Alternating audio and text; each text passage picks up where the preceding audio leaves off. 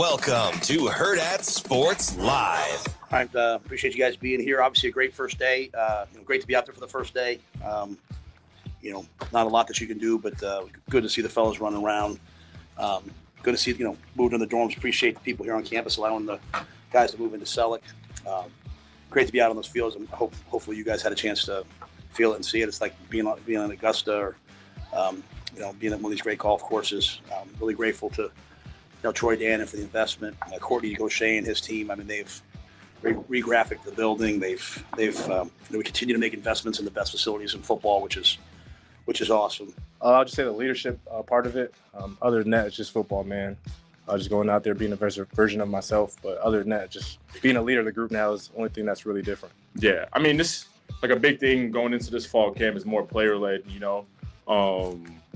So a lot of it is falling back on, the guys and how we're going to uphold the standards. This is cool. I don't know what to do. Do I make like an opening statement or something? I'll just take questions, I guess. Good morning. Welcome into Hurrdat Sports Live, presented by Centris Federal Credit Union. That's Austin. I'm Ravi here at Hurrdat Sports Bar and Grill. DB's a little under the weather this morning, so Austin Little Mac Miller graciously filling in for us. Weather. I'm not familiar with that game. You're doing your best DB impression already, though. Trying That's to, nice. yeah. What's it like to get a text at like 4:30 in the morning and be like, hey, you got to do a show today? Unique because one, I'm still, I still got to earn my stripes, earn my good graces of DB. So when you are outside with your dog, just sipping a smoothie, staring at the humidity that's rising and thinking about like what your day is going to be, and you go back in the house and you see that your phone has not only a missed call from Damon Benning, you have a missed text message from Damon Benning, you have a missed group text message from Damon Benning, and then you also have a missed text message from Ravi Lulla. You're like, oh, I probably should have brought my phone outside with me. Like that 10-minute window was like a bad window for me. So just right in that one spot, I was like, ooh, already off to not a good look. Because you've been on the opposite side of that, right? Yeah. Like you're desperately trying to get a hold of someone and that person's not picking up. And I understand it's 5:45, but you and DB know me. I'm usually up and doing things at that time. So I can only imagine that DB's like not only feeling sick and bad that he probably can't do the show, but then pounding his fist. He's like, what is he doing? Why can't he text me back?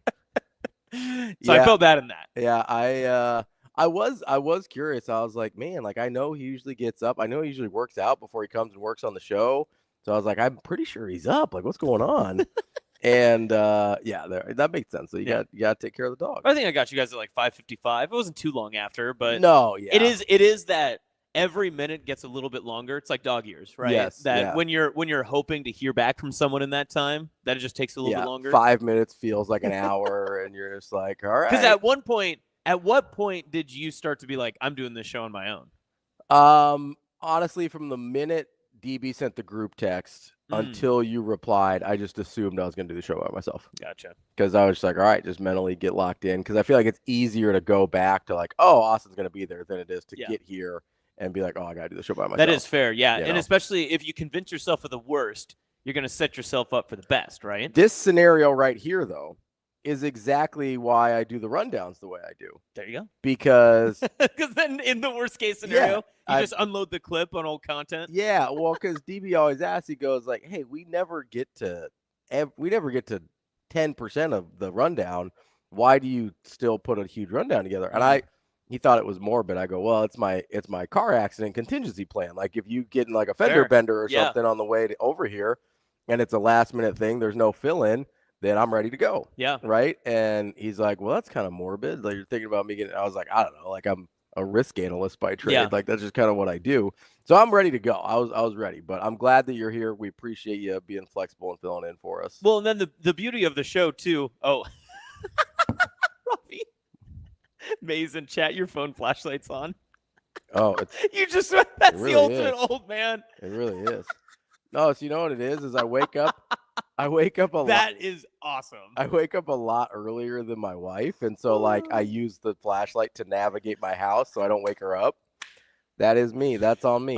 That's totally on me. That's something that Appreciate the help, Mace. Lee Jacobsen would do.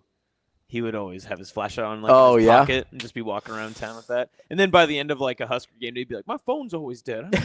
Yeah, well, so in this digital age, and this show being all digital, non-radio, as people may have heard famously, what like if you maybe not for the entire show, but like an hour at a time. So 3 different people from chat. Who would you want to co-host with you?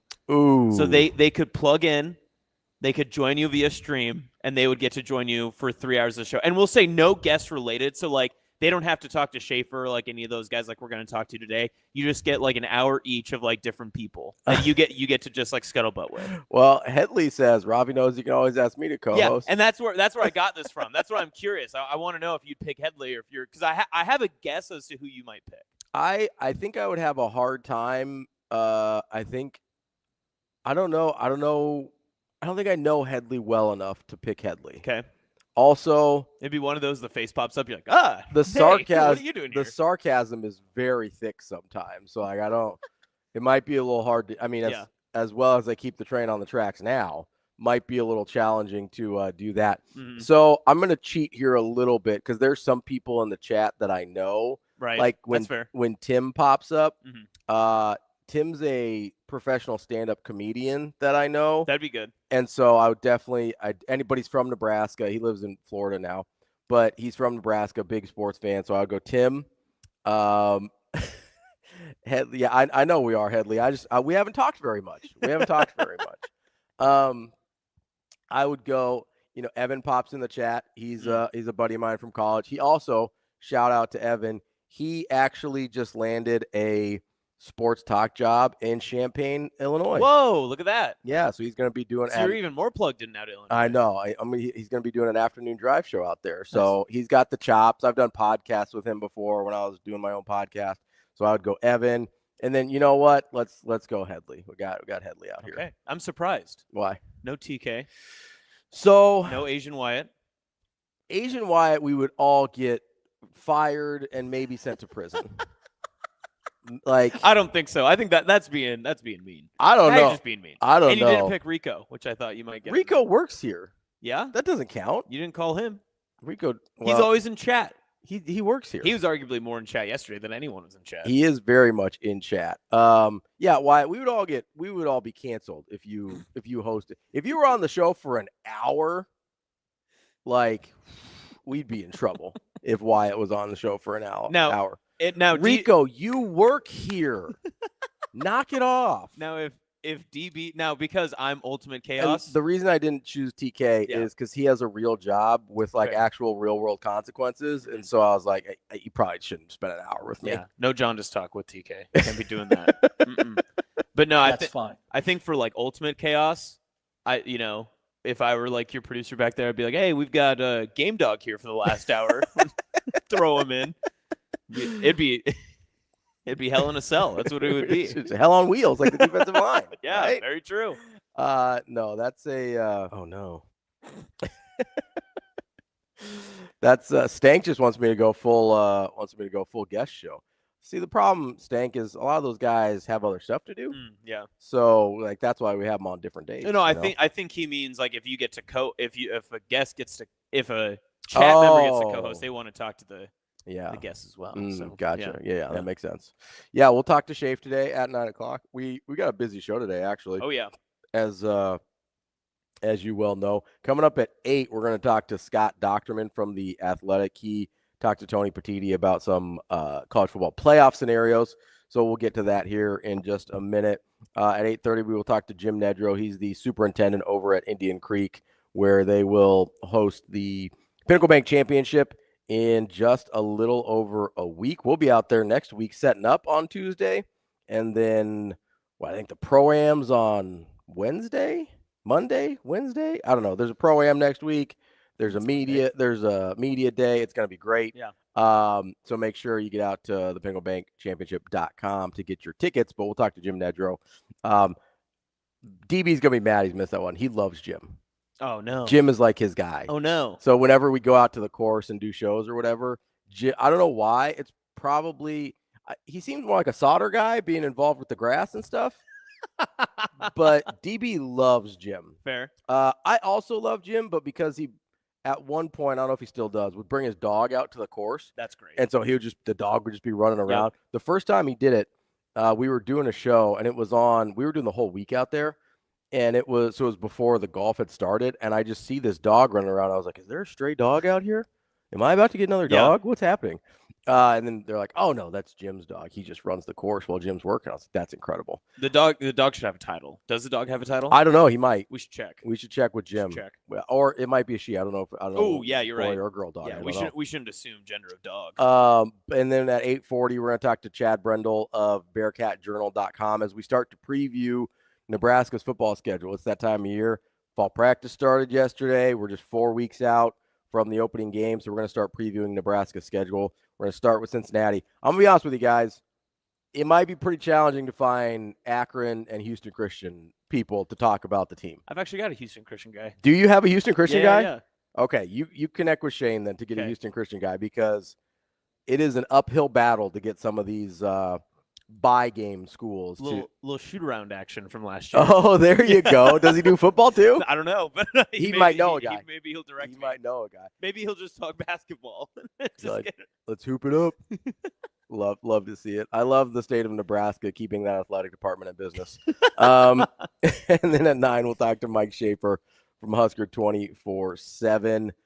It'll be a good show today as we kick off fall practice here in Nebraska. We got to hear from Matt Rhule yesterday. Heard from a few players. Austin, as you're listening to this stuff, I know you're kind of putting your producer hat on yesterday while you're going through it. Yeah. I'm curious how you process sort of when Rhule's talking, because DB and I obviously kind of view the way he says things and what he says through a certain lens. Right. Like, we feel like he's a very philosophical coach, and we tend to appreciate that about him. But I'm always wondering how other people process the things he says. Like, as you're going out there and he says things like better people make better Huskers, and talking about technical aspects versus tactical aspects. Like, how do you process that kind of in real time while you're listening to Rhule talk? Well, what's funny is I actually, when I was re-listening back to it this morning getting ready, I actually wanted to ask you the same question. Inversely, because I feel like we're on different planes of hearing this, because this is now the third summer, the third August, close to August, that we have heard these type of comments. And what I've come to realize that I've come from Rhule, and people notoriously know that I am a Carolina Panther fan as well. So I was already like arm length away from Matt Rhule when he first came to Nebraska. Yeah. But then over time, bought into his process just through listening to him regularly, being, part of the media, trying to gather what he does. I thought that very first year, that very first summer, and especially last year, just because of the notoriety that he picked up, all of the different media that we acquired from Nebraska, whether it was Chasing 3, him on podcasts, him going about and touting about Nebraska football, it came across as partly, for me personally, a bit eye-rolling and a bit of, I almost felt like it was like him venting frustration and complaints at different times.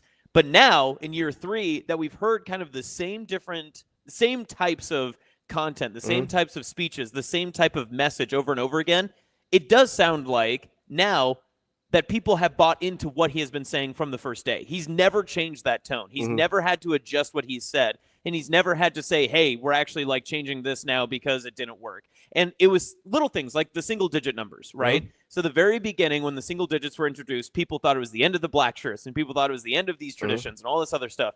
And Rhule just came in and said, no, this is just a philosophy of our program. It's a philosophy of our system and how we want to do stuff. I remember being at a radio station in Kearney and reporting on that and doing a sportscast and just saying, I mean, what kind of a big deal is this really? What does this really matter? And of course, that first year, notoriously, Jeff Sims was one of them. And, famously, you got a couple of other single digits in there that I'm sure people were like, okay, sure. But then the second year rolls around and people are more acclimated. They're looking forward to seeing who the single digits would be. And again, the single digits, some of them were very notable. Nash Hutmaker, and you've got Ty Robinson. You got a couple of other guys on there that people were excited for. Then you also have Tommy Hill, who didn't really have the year that you were hoping. Right. Whether for injury or whatever other reason. Now we'll see who the single digits are this year, but now it's a basis of their program. And you can hear the way that he talks about it now and how the players have attached themselves to it and how he says, I don't have to do anything with that anymore. Because the players take over. They have done it. And I thought his main comment about a player-led program doesn't mean that they get to decide when practices are. They get to decide how this program is run when we're not here, when I'm not around. I thought that was incredible. And it's not only did he convince me over the past 3 years of like what the program is building to and what everything kind of lays out and means, but it also, I think, relays back to how the team's actually responding to all of this too. Because as we've mentioned, it's one of those things from the very beginning. He had to get people to buy out of old philosophies and old programs to buy into his new one.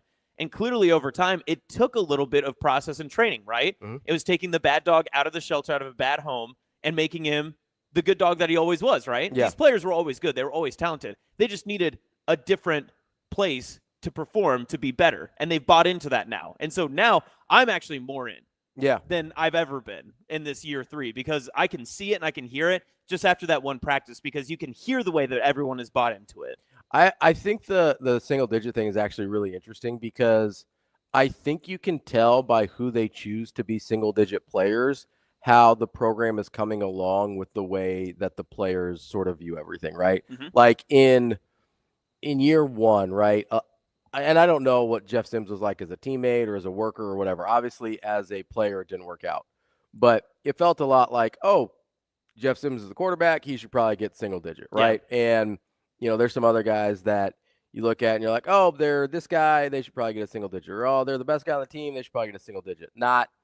And I think as you progress through year 1, 2, and 3, it's going to start to reflect more the values of the program and less the talent of the player. Yeah. Now, if those overlap, that's awesome, right? Like, I've been really curious what's going to happen if Dylan Raiola gets voted a single-digit number because he's, like, very famously, like, number 15. Yeah. And, you know, I think that's on, like, his NIL stuff and whatever. So it's going to be really interesting if he gets voted, and it's like, what does he do? Well, I think he can decline the single digit, but yeah. I know, but I actually. But you're right. It's the philosophy of like, you want me to represent this, but so also will I do it? Well, that's the other thing is, right? Like, I think it would say a lot, and not that I even think it's a bad thing if you were to decline the single digit number, but because I think last year, like Jamari Butler got voted one, but and he wore it for part of the year, and then but he just switched felt, and Schaefer's took it. Yeah, he just felt more comfortable in a different number, so he went back, and that's fine.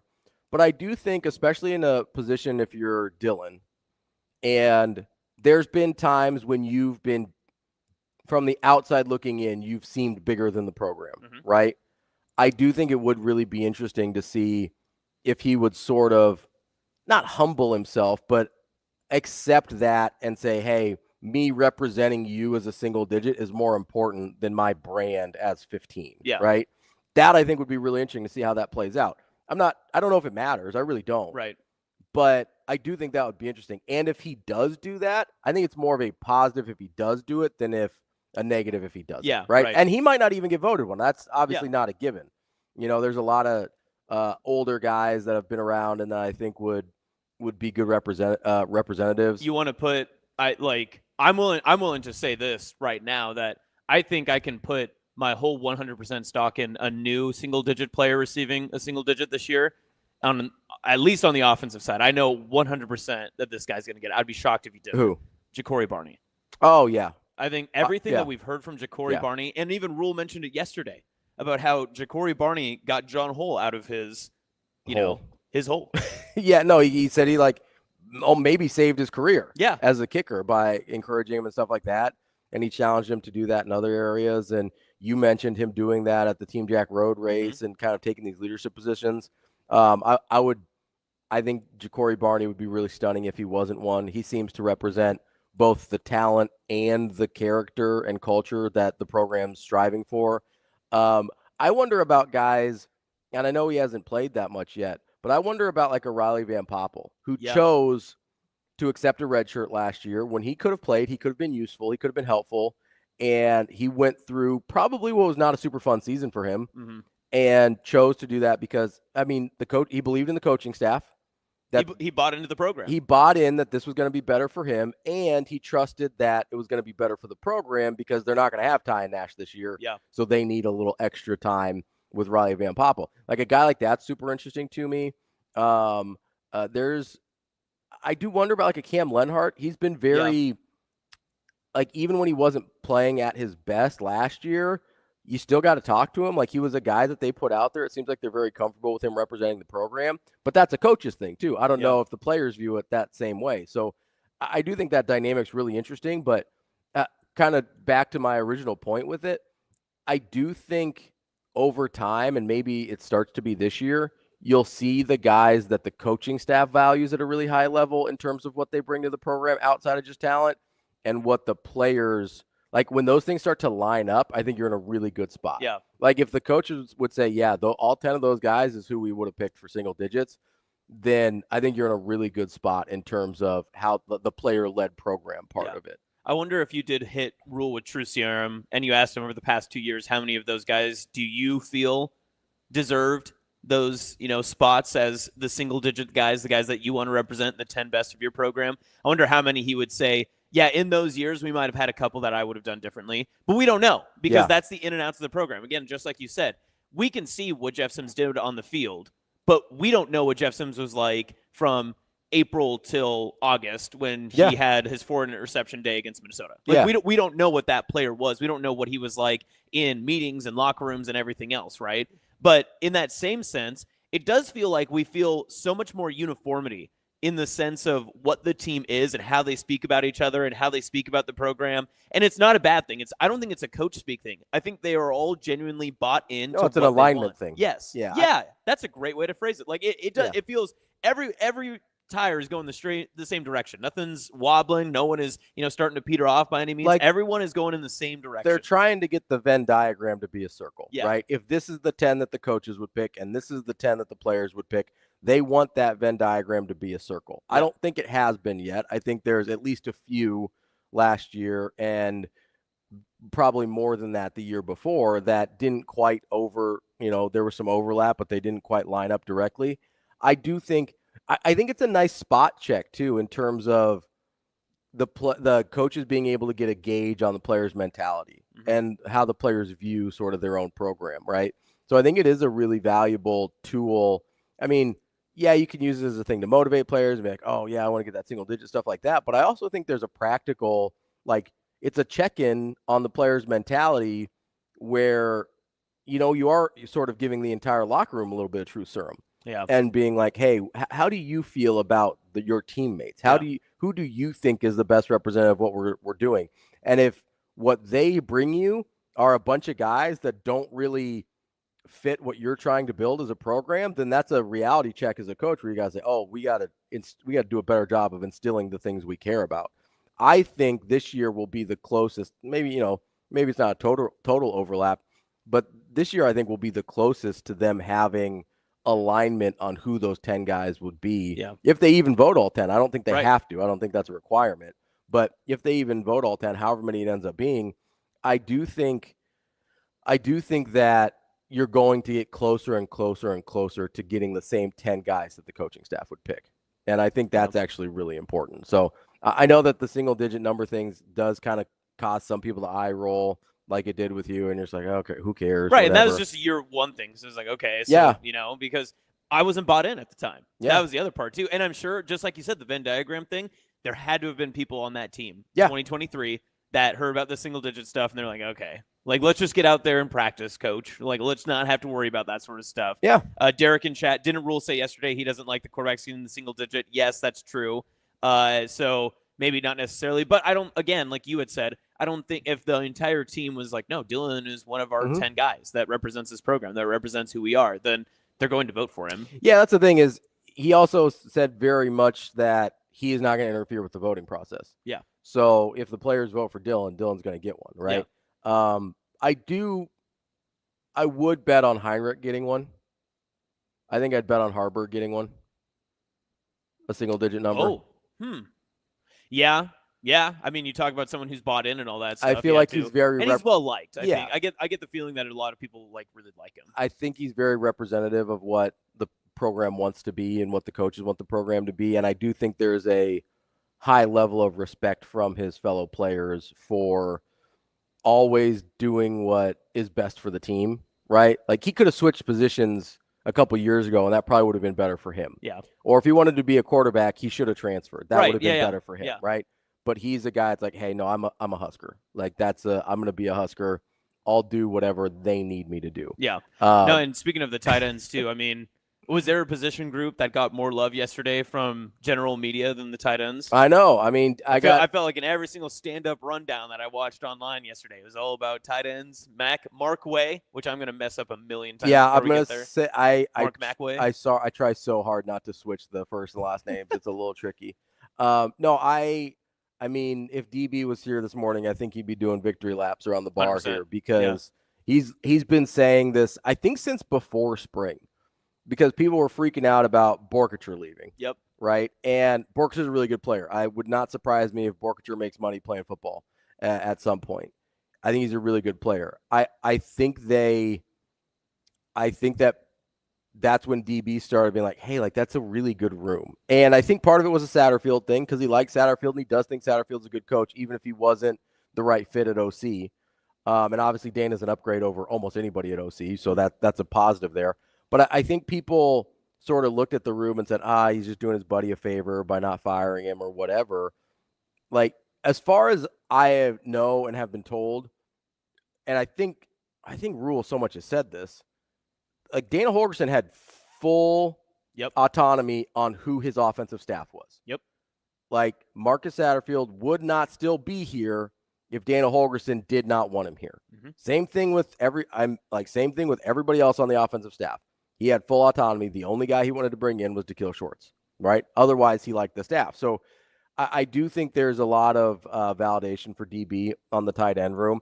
And a name that Rhule brought up that I had mentioned a couple times in the spring that I'm interested in because I sort of saw him as a body type replacement for Borkacher is Ingerson from Papillion La Vista. Yep. He's like 6'7", big body tight end.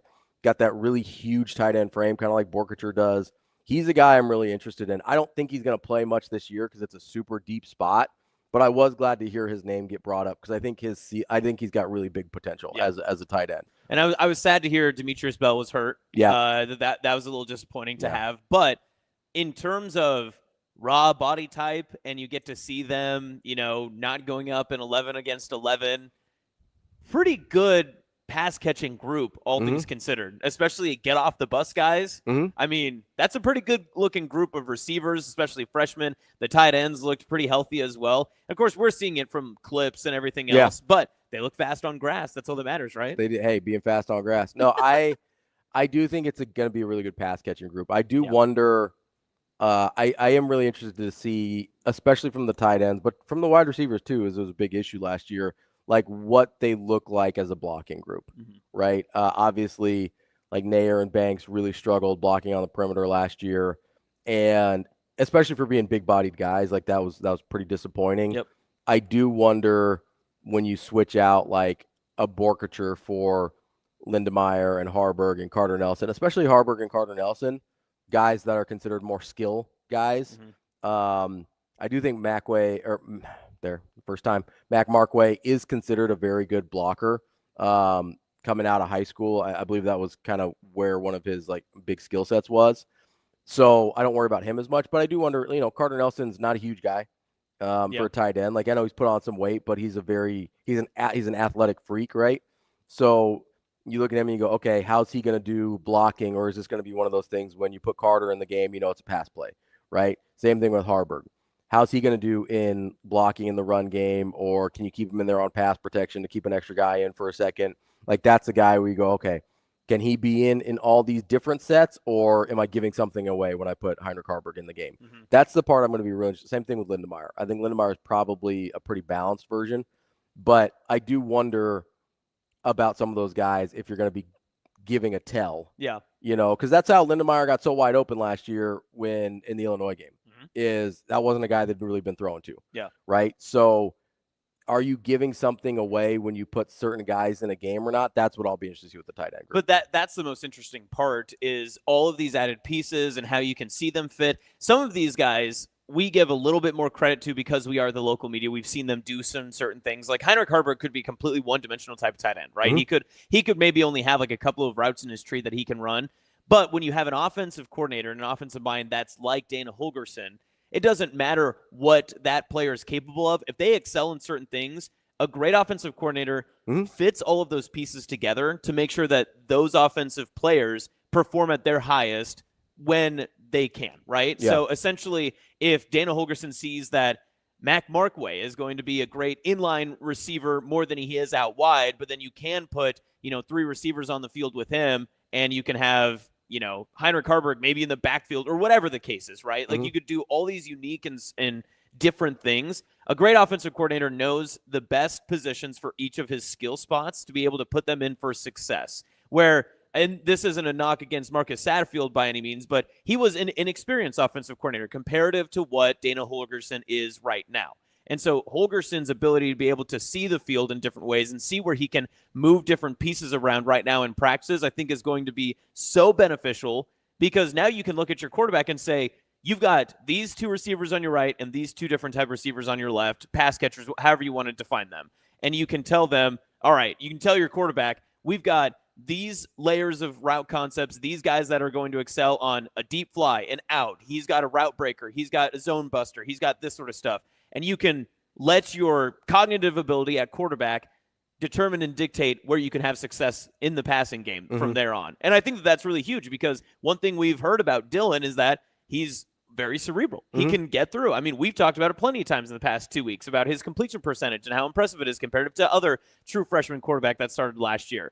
So if he can use that sense and Dana Holgerson can implement where the talent needs to go, it's going to be a recipe for ultimate success, as it should be. Yeah. Yeah, I do think it'll be interesting to see how Dana Holgerson uses all the weapons, right? Because I do think there's a bunch of guys that you can line up in different spots that you can kind of put all over the field and have success with doing different things. I mean, whether it's Harburg and Carter Nelson, whether it's like Janarin Bonner in the wide receiver room, who's a bigger bodied guy, whether it's like Ja'Cory Barney and Cortez Mills that are really good with the ball in their hands, whether it's Isaiah Mosey, who was a wide receiver, now he's a running back. Obviously, you can do a lot of different things with him. Like I'm really interested to see what that looks like when you've got so many guys that have like positional versatility. I know it's a thing he hasn't really talked about as much this year, but in the first couple of years, Coach Rhule talked a lot about like positionless football and things like that with your skill position players.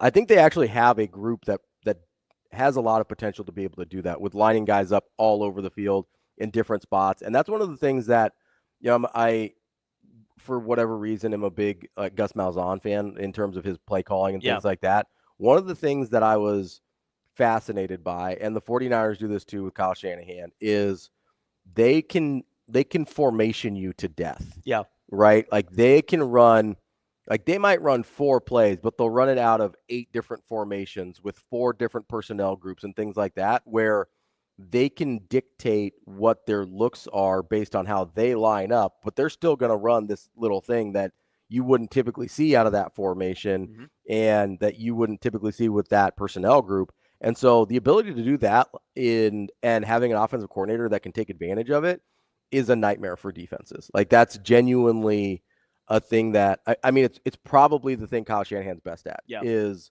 the fact that he obviously had the players to do it. And without Deebo Samuel, it'll be interesting to see what they do this year, but it was really a matter of like, they might run the same play 4 times in a row out of 3 different formations with 2 different personnel groups. And you never know what it's going to look like because your cues on defense dictate that you line up a certain way or you cover a certain guy or that you check to a certain call. And when you're able to just throw so many different looks at a team, they have no idea what's coming. So I'm actually really excited about that, both positionally and with Dana Holgerson on the offensive side there. I thought it was also interesting, too, that Rhule kind of snuck it in there right in the middle. And I don't remember if the question was something about, like, oh, what's been the difference leading into this year compared to other years, but he kind of referenced it that way, that he said that this was like a drama-free summer for him, that he wasn't getting text messages about things that were going on, that he wasn't, worried about certain guys that were out. And not that there are like, there's the Eric Thomas that was like, or Gilbert. Eric Gilbert. Yeah, Eric Gilbert, the tight end. So there was that one obvious situation that happened his first year. But other than that, I don't recall that there being a lot of headaches or issues or other things that happened through the offseason other than him bringing it up and, discussing his own team and that sort of stuff when he would be on traveling and trips and stuff. But related to the team, I don't remember. But him talking about himself that, hey, we didn't have any issues. We didn't have to worry about guys. We didn't have to babysit people. It's one thing Damon's been huge on, right, the past couple of months, is saying if you don't have to have a guy that needs babysat in the locker room, when he's out in the community, when he's out doing stuff on his own, if he's going to be going home, you don't have to worry about him and check in on him all the time. I think that is the course for just a great organization. And I couldn't word it the right way, but DB was getting into it a little bit on Twitter with some people who were, taking and piecing apart a couple of things that Rhule had to say. And it's funny how if you take Rhule's comments about his program and the things that he talks about with a football team and apply them to non-football related aspects of life, that's what everyone would agree are steps to being successful, right? I think so. And I'll have to go back and see if I can find exactly which clip it was. But I remember I was going to tweet at DB. I just couldn't word it the right way. But essentially, it's funny how many times we listen to something Rhule has to say that has nothing to do with football at all. But because he's a football coach, more people will do what I did at first and just eye roll at it and say, oh, well, that can't apply. Like, just win, right? Just win. That was the big issue yesterday. Yeah. But instead, it's no, like, how do you build a great organization? How do you build a growing business? How do you be successful? You have to put things in place. There are no shortcuts. And when you take shortcuts, eventually you will get caught up with you. Yes. I will say that is one of the things that I appreciate the most about Rhule is, like, we've seen coaches do it other ways, right? We've seen, Urban Meyers turn it around super fast, and you've seen, I don't know what Curt Cignetti's future looks like at Indiana, but obviously year one, goes gangbusters, and we see Dion in year two go 8-4 or 9-3, whatever they were last year. And like, you see these teams turn around quickly, and you wonder, like, okay, why can't it happen a little bit faster at Nebraska or whatever, right? And maybe it will this year. I think it will, but we don't know yet. One of the things that I appreciate is that Matt Rhule has never seemed willing to sacrifice wins for what he thinks is important in the rest of life. Like, he's not – some people subscribe to the fact, like, well, you got to sacrifice certain things to get in. I mean, we saw it we saw it in different eras of Nebraska football, where you sacrifice a little bit on the character end to get a high talent level guy, or you sacrifice a little bit when a guy gets in trouble and – maybe you don't discipline him the same way that you would somebody who wasn't as talented, or things like that. And what I've always appreciated is he doesn't seem like he's willing to sacrifice any of the other things just because he thinks it might make him win sooner. He really genuinely seems to believe that, yes, I can help these young men become better people and better members of society and better students at the same time as becoming better athletes, right? It's not a one or the other thing for him. It's a holistic approach to coaching. And I think he would even argue that doing those other things does make them better football players. It might just take a little bit longer, right? And so I really have always appreciated that about him. And I hope it's one of the things that I think Nebraskans appreciate about him. Like, I think the reason he feels like one of us is because of that. Nebraskans in general, like, we're not a shortcut people. We're like, do it the hard way. Do it the right way, and then get it done, right? I don't want it done fast. I want it done right. And that, to me, is a very Nebraska, Midwestern, like, salt-of-the-earth people sentiment.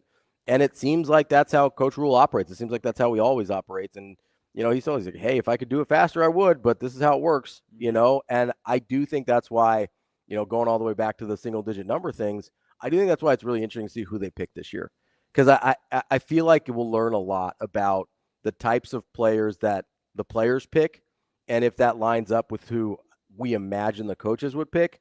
I think it's going to be pretty close this year, and if it is, I think you're in really good shape. Yeah, I think it's a really good sign for the program. Agree. Let's take a quick break here. Like I said, we're going to talk to Scott Dochterman coming up here at 8:00. He had an article in The Athletic about the college football playoff and Tony Petiti's view on that and everything. So we'll get into that with Scott. I think it's an interesting conversation there. Tim, we'll get into David Hofkin here in just a minute. That's an interesting guy that I'm not really totally sure what to do with, as we have talked a lot about defensive linemen over the past couple of weeks. That's Austin. I'm Ravi. We'll be back. More Hurrdat Sports Live coming after this.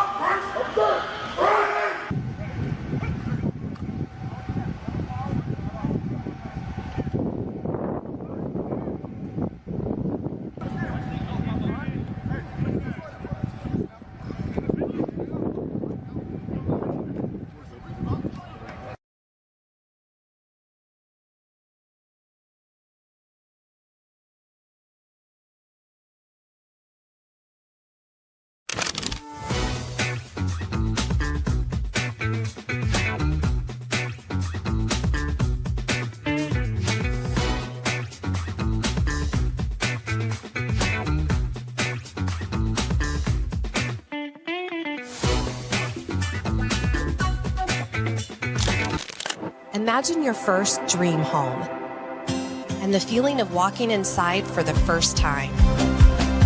With Centrist Federal Credit Union's First Time Home Buyers program, you are at the doorstep of bringing your vision to life.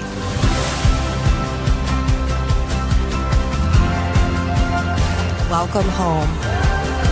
From your neighborhood mortgage experts, Centrist Federal Credit Union. We are where you are.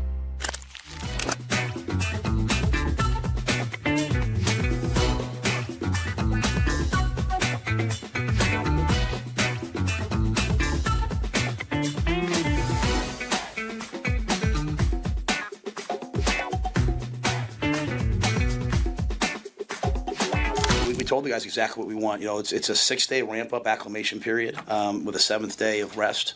So, you know, we want to obviously establish our standard of effort. You know, we don't have a lot of time to coach effort. We have a good enough. One of the reasons why you don't have to coach is when you have you know, a lot of depth, a lot of competition. You know, if you don't want to play hard, then so be it. We want to reward the guys who know what they're doing. You know, so assignment knowledge. So a lot of testing in the meetings. A lot of, hey, how much did you work? You know, over the summer. How well do you know what you're supposed to do? We want to keep them healthy. You know, most injuries happen, most soft tissue injuries happen after the first week, beginning of the second week. So we're trying to ramp up and build up where we're not doing too much. And then we want to establish our practice standards, you know, the way that we want to practice, everything from like the gear that we wear to when we get into contact, how to make contact with guys, how to hold the ball security to, you know, pre-snap penalties. So all the things that we can control, we're trying to teach this week and do. And then finally, situational football. You know, Dana had them out there. They were doing 2 minutes, you know, today on offense. We know the games are going to come down in the Big Ten to the last minute of the game. And so we're at a point now where we can really focus on the situational FBI. So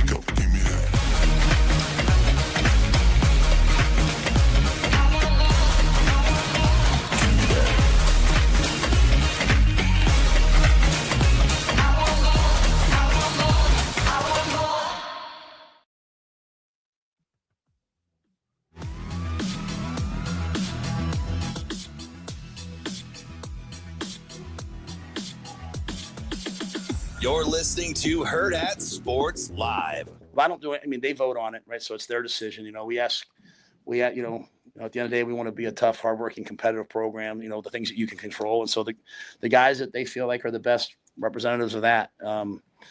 But you know, at the end of the day, they have to make those decisions. You know, now I mean, over the years, I've never really loved when my quarterback gets that. You know, it's just I always like it when it's a physical, competitive, you know, position. You know, unfortunately, our O-lineman obviously can't get it, but you know, it's just a way to, you know, kind of say, hey, this is, you know, when we think about what we want Husker football to look like, these are great representatives of it. And so, but yeah, I don't get involved. I don't vote. I don't mess with the vote. I don't just steer the vote. I let them pick. Welcome back, Hurrdat Sports Live. That's Austin. I'm Ravi here at Hurrdat Sports Bar and Grill. Don't forget, if you're on the road this morning, make sure you fasten that seatbelt and make it click. It prevents injuries and saves lives. This message from the NDOT Highway Safety Office. We had a construction season yet? We're never out of construction season. I know you haven't lived here very long, but that is a constant state of everything in Omaha. It never ends. It's always construction season, just like it's always football season. Fair. Here in Nebraska. It is 100% of the time. I forgot that you haven't been here very long and didn't know that. No, I'm used to the interstate being under adjustment and construction, but I think they're close to it. See, we're getting close. Shane believes because they cleared off a lot of the extra buildings and all that kind of stuff that was out there. So I think they're getting within they're closer. You mean specifically Giles, right? I meant like on the interstate. Which part of the interstate? Where they had all those buildings. This right before the R exit. Yeah, the Giles exit. Yeah.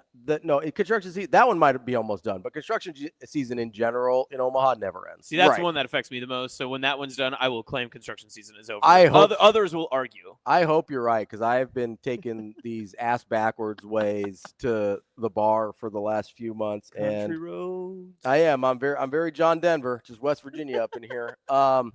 Take me home. No, it actually has been very frustrating. So I hope you're right, Shane. You let me know the minute that thing is open. I have faith. I mean, it looks like they're working really, really hard to get it done. I think we're close. You don't have to suck up to the construction crews, Shane. They're not listening. It's okay. Well, they might be. Well, you don't know that. I appreciate if they're listening. I'm sure they are doing a really good job. I just wish they would do it faster. That's all. Don't we all? That's fair. But but you see, I see those time lapse videos of other cities and European countries that can tear down a bridge and put a new one up in 24 hours. I would like that for that to happen to me. Where are we at, Norway? Hook us up. Why don't we just bring in Norway to do it? Send us some of those guys. Just, what's happening here? Yeah. Let's get this. We'll get this. And I don't want to steal jobs. I just want them to tell us how they do it. I want them to come in. Well, I don't think they're working on the bridges out there anymore. I think they're done with that. I think it looks like it's just interstate work. So when it's just that, that there's usually just a time period for it. It's not necessarily something that's going to take forever. I hope not. I've been driving through neighborhoods and golf courses and all sorts of stuff trying to get here the last few months. You leave early enough in the morning, you can do any type of traffic you want. I know. I hate it though. I'm used to it taking me an exact amount of time to get here, and I have not adjusted. You never did any backroad cruising when you were in high school when you were bored? No, there's stuff to do in Omaha. We didn't do that as much. That was mean. There's no need for that. No need for that. What, you never went into the Walmart ball pit because you were just looking for something to do? The Walmart? No. Yeah. You remember they used to have those big ball pits with all the footballs and the beach balls and stuff? Yeah, You could climb it and then dive in. I mean, you weren't supposed to, but you could do it. I don't think you're supposed to climb those. No. It was either that or dig through the $5 DVD bin. We did do a lot of DVD digging. I think people forget how fun DVD digging was. It was. It was a good time. Get the $5 bin, be like, oh, what do we got in here? Oh, Wedding Crashers, nice. Yeah. It was every single version of American Pie. Yes. Will my parents find out if I have this? Every single version of American Pie, all the sequels to every horror movie ever. Yes. Always in there. And then the offshoot of a good movie. Yeah. So it was never Ocean's 11. It was Lakes 12. You're like, great, sweet. I don't think Lakes 12 is a real movie. You don't know that? I don't think. Maybe it's a Sydney special. I do feel like that a lot of Daniel Lake. A lot of comedy. It's Daniel Lake. Daniel Lake. No, I do think they had I feel like they always had a lot of comedies in there too. So you get all the Chris Farley and Adam Sandler movies and and then they'd have the 3-pack DVDs. Yeah. Where it'd be the Will Ferrell special. Yeah, I like those. Step Brothers and Talladega Nights, and then they'd throw in not necessarily a premiere. They'd be Stranger Than Fiction. Okay. Honestly, one of his best movies. I love Stranger Than Fiction. It's an incredible movie. But when you're going through the 3-pack bin, you're like, man, I don't know. I don't know if I want those 3. It'd be okay, we've got Happy Gilmore, Billy Madison, and Little Nicky. Yeah.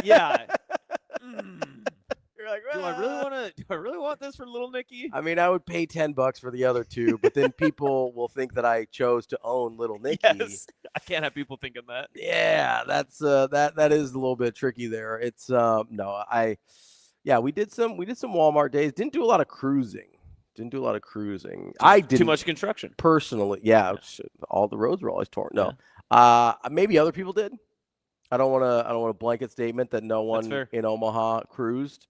Wasn't apparently Rico's a big little Nicky guy. That makes sense. That's insane. That makes sense. He's got bad taste. Yeah. That's why he's a Knicks fan. I agree. So Tim says those DVDs are at Dollar Generals now. I might have to stop by a interesting. DG. See what I got do there. they also have a DVD player I can purchase so that I can watch them? Very good argument. Very good point. I don't think I've got a DVD player. Yeah, anymore. I have so many DVDs that I still have, and I don't know what to do with them. I've got them in my storage unit. I wish I could make my own streaming service of all the DVDs I own that I could just upload them. They could download onto my, like Austin's, Austin.com. You could. Like, you can digitize DVDs. I think you can pay somebody to do that. That sounds illegal. No, there's like a service. Well, it might not be legal. I don't know, but I'm pretty sure you can do it. You like have a hard drive, just put them on like a little server. You got your little Austin Flicks server. Yeah. Yeah, there you go. Then the police come busting down my door. I mean, you've already purchased the movie. If you're not allowing other people to watch it, I don't think they care. Okay. Like, as long as you're not uploading it to like Austin's Napster or whatever. Yes, Napster, something I'm very familiar with. Yeah. Shut up. Sorry, I wasn't around when the internet was just born. My bad. You're a child. You make fun of my back roads, I'll come for you. James, you get a visit from the FBI with little Nicky. Yeah, just for owning it. Not even about digitizing it, just for owning it. Rico, I'd watch Lakes 13. Lakes 12 is trash. Facts. I mean, that's kind of how the Ocean movies go too. Whoa! Ocean's 13 is better than Ocean's 12. Okay, that's fair. Yeah. Yeah. I like all of them. Ocean's 11 is my ultimate. It's actually my favorite airplane movie. Every time I'm on a plane, I got enough time to watch Ocean's 11, I'll watch it. I can't tell you how many times I've seen that movie. It's a lot. It's my favorite. Yeah, I love And that how was movie. the reboot? Have you seen that? Ocean's 8? Yeah. I did see it once. It was okay. It was fine. Yeah. I don't know if I've seen it all the way through. I definitely started it. I think I streamed it during COVID Yeah, that adds. because I streamed almost everything during COVID. No, I saw it once. It was fine. Rico, rip off. It's fine. Ozzy Osbourne is in that movie, isn't he? Which one? Little Nicky. Oh, is he? I thought he was talking about one of the Ocean's movies. I was like, I'm almost positive that Ozzy Osbourne is not in Ocean's 11. I can almost guarantee that. Unless he's like a cameo at one of the slot machines or something. Like I don't know. He might be in Little Nicky. That's fine. I mean, that's his type of movie, yeah. Because remember, he eats like the bat or whatever. He did allegedly bite a bat's head off on stage. I don't know if that was a hoax or not. Yeah. It's hard to say. The Tim, source is dead, so we can't do anything about it now. So. R.I.P. Yeah. Tim wanted to talk about David Hopkin, who is a very large human being. He plays defensive line for Nebraska. So he's listed at 6'7", 285 now. It's about 30 pounds more than he was last year. I think he came in about 255. I don't know what to do with him just because all of my thinking about the defensive line has not really included him because we hadn't really heard much about him. Didn't know if he was going to be ready. I know they think he's just a freak athletically, and his size would definitely kind of lend itself to that based on how it seems like he can move. I don't know if this is the year he'll play. I think they've got quite a bit of depth on the defensive line. I'm just not sure. He's kind of like in an Eric Ingerson spot for me where it's like, hey, I might really like this guy. I don't know if he's going to play this year just because of what's ahead of him. Yeah, and it is one of those things that if you can rely on traits and you bring in athleticism and someone that has all of the XYZ, that then you can teach them the technique and you can teach them intangibles. You'll throw a bone a lot to those guys just to give a chance because potential is high. You might as well. And again, it's what we were talking about in the previous segment as well, where if someone's going to come in and knows that it's going to be a process, that they're not just going to be handed something that they have a lot to learn and a lot to work on, and they're comfortable with that process, you should take a flyer on someone like that. And I thought it was also interesting, too, how Rhule had talked a little bit about, it was tough for him to decide which guys were kind of on that fringe of the roster, and he was glad that he didn't have to make those tough decisions either. And it was good to hear that, everything that we had talked about a year ago when the 105 was brought up and it was, such a significant part of the upcoming offseason, who's going to be on it and how are you going to make these decisions? A lot of those guys, the decisions were already being made just because of some of those guys that were already on the fringe or guys that were already one step out of the program wanted to be out or were willing to say, hey, you know what, this isn't for me. This isn't my kind of place, whatever the case is. But for a guy like Hefkin, you never know. Because if he's willing to buy into that type process and Rhule's willing to keep someone like that on the roster and say, hey, we think that you have ultimate potential because of everything that is you as a person, B, your mentality, and C, your physical traits, we can take the time to develop you because if you develop into the player that you could be, you're going to be a heck of a player for us. I also don't know what to do with, like, he's older. He came in older, so I don't really know what to do with that. Maybe physically he's ready to play faster than some of these other guys. So I don't know. Like, on one hand, it wouldn't stun me if he ends up playing some this year. On the other, I look at the depth at sort of those positions and go, I don't know who he plays ahead of, right? So that's kind of where I'm at with him. I am excited that I hope he sticks around for at least another couple years, right? So because he's technically only a redshirt freshman, even though I think he's 22. I am excited just to see what he can turn into because I do think there's a lot there. Yeah. I don't know if it's going to be this year. Maybe on special teams. Maybe he's one of those guys that Mike Eckler's going to be able to use as one of those special teams freaks that they're looking for. And we got a punter that can go right and left. Kick with both feet. He can run. He can throw. A lot of things that Rhule had to say yesterday were some of those, oh, duh. But it's the first time you've heard a coach say it. Yeah. You go, huh. I mean, it must be nice to have a left-footed punter in your practice to, be ready for that when you go against one in a game. Banana ball. He kicks those banana balls. Yeah. I don't know that you have a lot of punters that can kick with both feet, though. I'm not sure that I've heard of that. It'll be interesting to see if he does it in a game. So to be completely fair, the first time I heard that, I thought he meant he lifts both feet off the ground and seal kicks it. So I was like, how does that work? But then I understood. It means he can kick with both of his right. Either foot individually, not double. You can see where I got confused, though. I cannot. He said both of his feet. I assumed at the same time.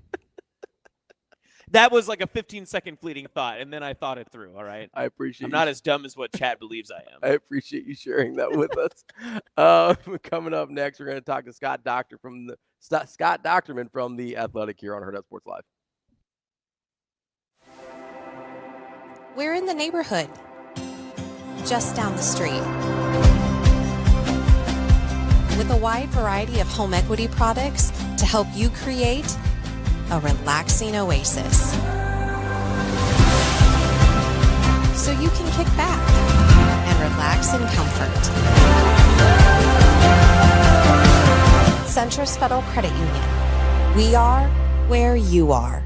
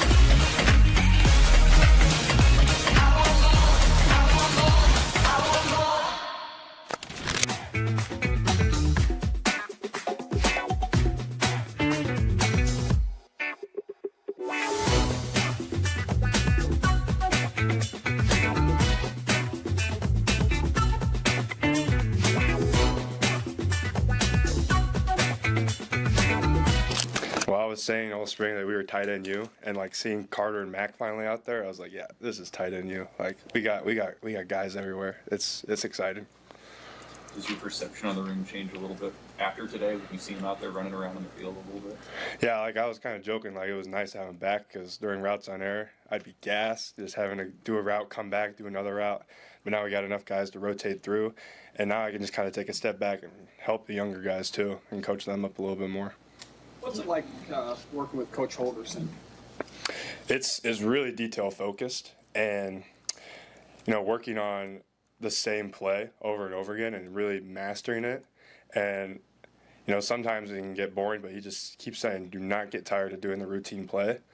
And it's just helping us master it and not going into a game week being nervous about the play call, because we're just so used to doing it over and over again that it's just engraved in our brain that we don't have to worry about it.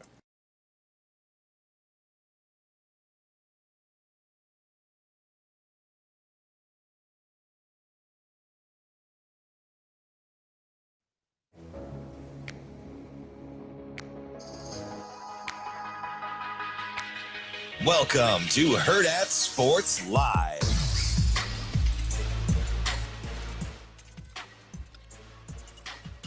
Welcome back, Hurrdat Sports Live, presented by Central Federal Credit Union. That's awesome. I'm Ravi here at Hurrdat Sports Bar and Grill. Don't forget, on Tuesdays, kids eat free with the purchase of an adult entree. Make sure you get out here to La Vista or Gretna to get kids eat free. Joining us now is Scott Dochterman from The Athletic. Scott, how are you this morning? Hey, I'm good. How's it going today? It's going well. I wanted to talk to you this morning because of this story that you wrote sort of about Tony Petitti and the Big Ten's view on the college football playoff. I've been very nervous, if I'm being honest with you, about a 5+11 model where you leave too much up into the committee's hands, because I'm a big proponent that a lot of the SEC's strength is more perceived than reality. I think they're very good at the top, much like the Big Ten, and then I think the middle can be a mess, again, much like the Big Ten. Is that, as you were talking to people for this story and figuring out why the Big Ten landed on this particular model? I know fairness was a big consideration, but was eliminating the decision-making of a committee part of that, part of what is so appealing about the automatic qualifier model as well? That is as big of, if not the biggest item that Tony Petitti and the Big Ten wants. They do want to eliminate some of the subjectivity that is involved in a committee, and they've had ADs that are on it. I mean, Ward Manuel, Gary Barta going back, Barry Alvarez, Tom Osborne at the very beginning. They've been a part of this, but it's not easy to try to separate these teams when they're from different regions, they're different conferences, and they have different conference schedules. And so when you're talking about a 10-2 team in the Big Ten versus a 10-2 team from the SEC, there's not. Sometimes they've maybe they've. One team has played another team in that league that they've played, but there's really no common elements. It's hard to really determine who's doing what. So they figure if each of those conferences, which are clearly the best two, which clearly have the over, and I kind of went through the numbers here over the last 11 years, the Big Ten and SEC had by far the most teams that are under their current alignment that would have qualified for the 16-team playoff. That they figure that they, not just deserve it, but they've earned the right to have 4 teams qualify under the way they want to do it, so that therefore they're not in an argument season. And the SEC is very good at that. But when you're also combining, the Big Ten plays 9 conference games, the SEC plays 8, and both teams are 10-2, and one played 3 nobodies in the non-con, and the other team played 2, that sometimes the strength of schedule gets washed out. And so that they want to eliminate the subjectivity that's involved with it as much as possible outside of a stray at-large team at the bottom. So that's one of the main goals the Big Ten had with this plan. Scott, so one of my biggest concerns here, you brought it up with the conference number of conference games, right?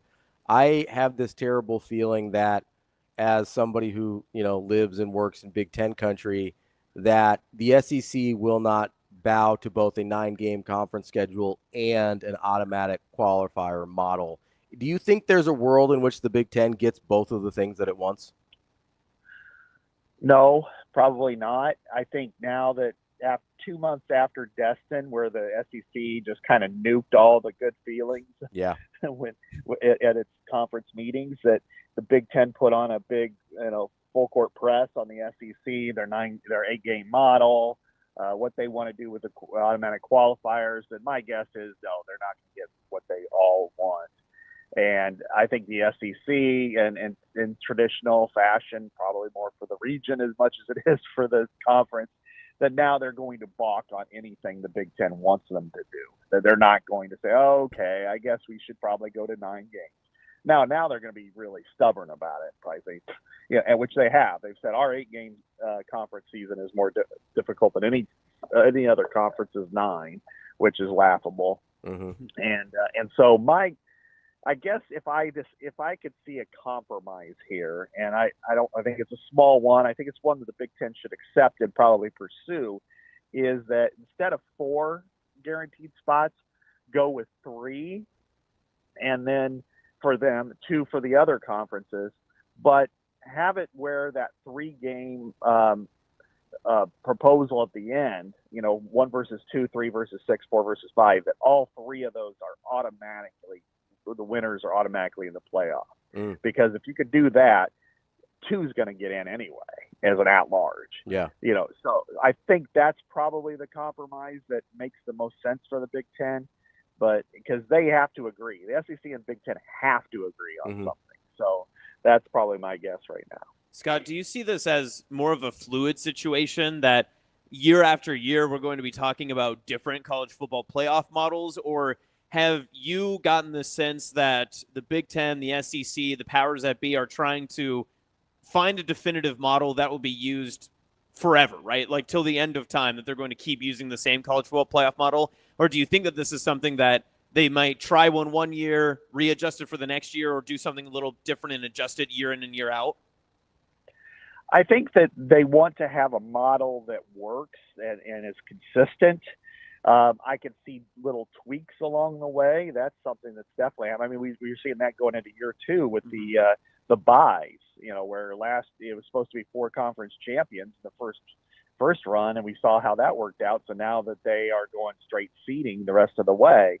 So, I would anticipate there would be some sort of tweaks along the way if necessary, but I also think that they want a model that is consistent. And at least for like a 6-year period beginning next year, because it's going to I can't imagine that it stays at 12 teams. I think everybody has moved on to a 16-team model, and it's just a matter of how do you make it work. And so my guess is that they want to have the parameters in place, and then if there needs to be a tweak in 2028, that they'll do it, but it'll be a 6-year situation. Now, what can happen in 10 or 15 or 20 years? Who knows? I mean, will they go to like 24, kind of like FCS or some of the others? Yeah, I can see that happening. But I think for right now, they want to explore and go forward with a 16-team model and have the guts of it done and in place for a long period of time. Scott, if you could choose one of the things that the Big Ten wants, since we both agree they're not getting both, if they could choose 9-game conference schedule for everybody or their preferred playoff model, which do you think they'd choose?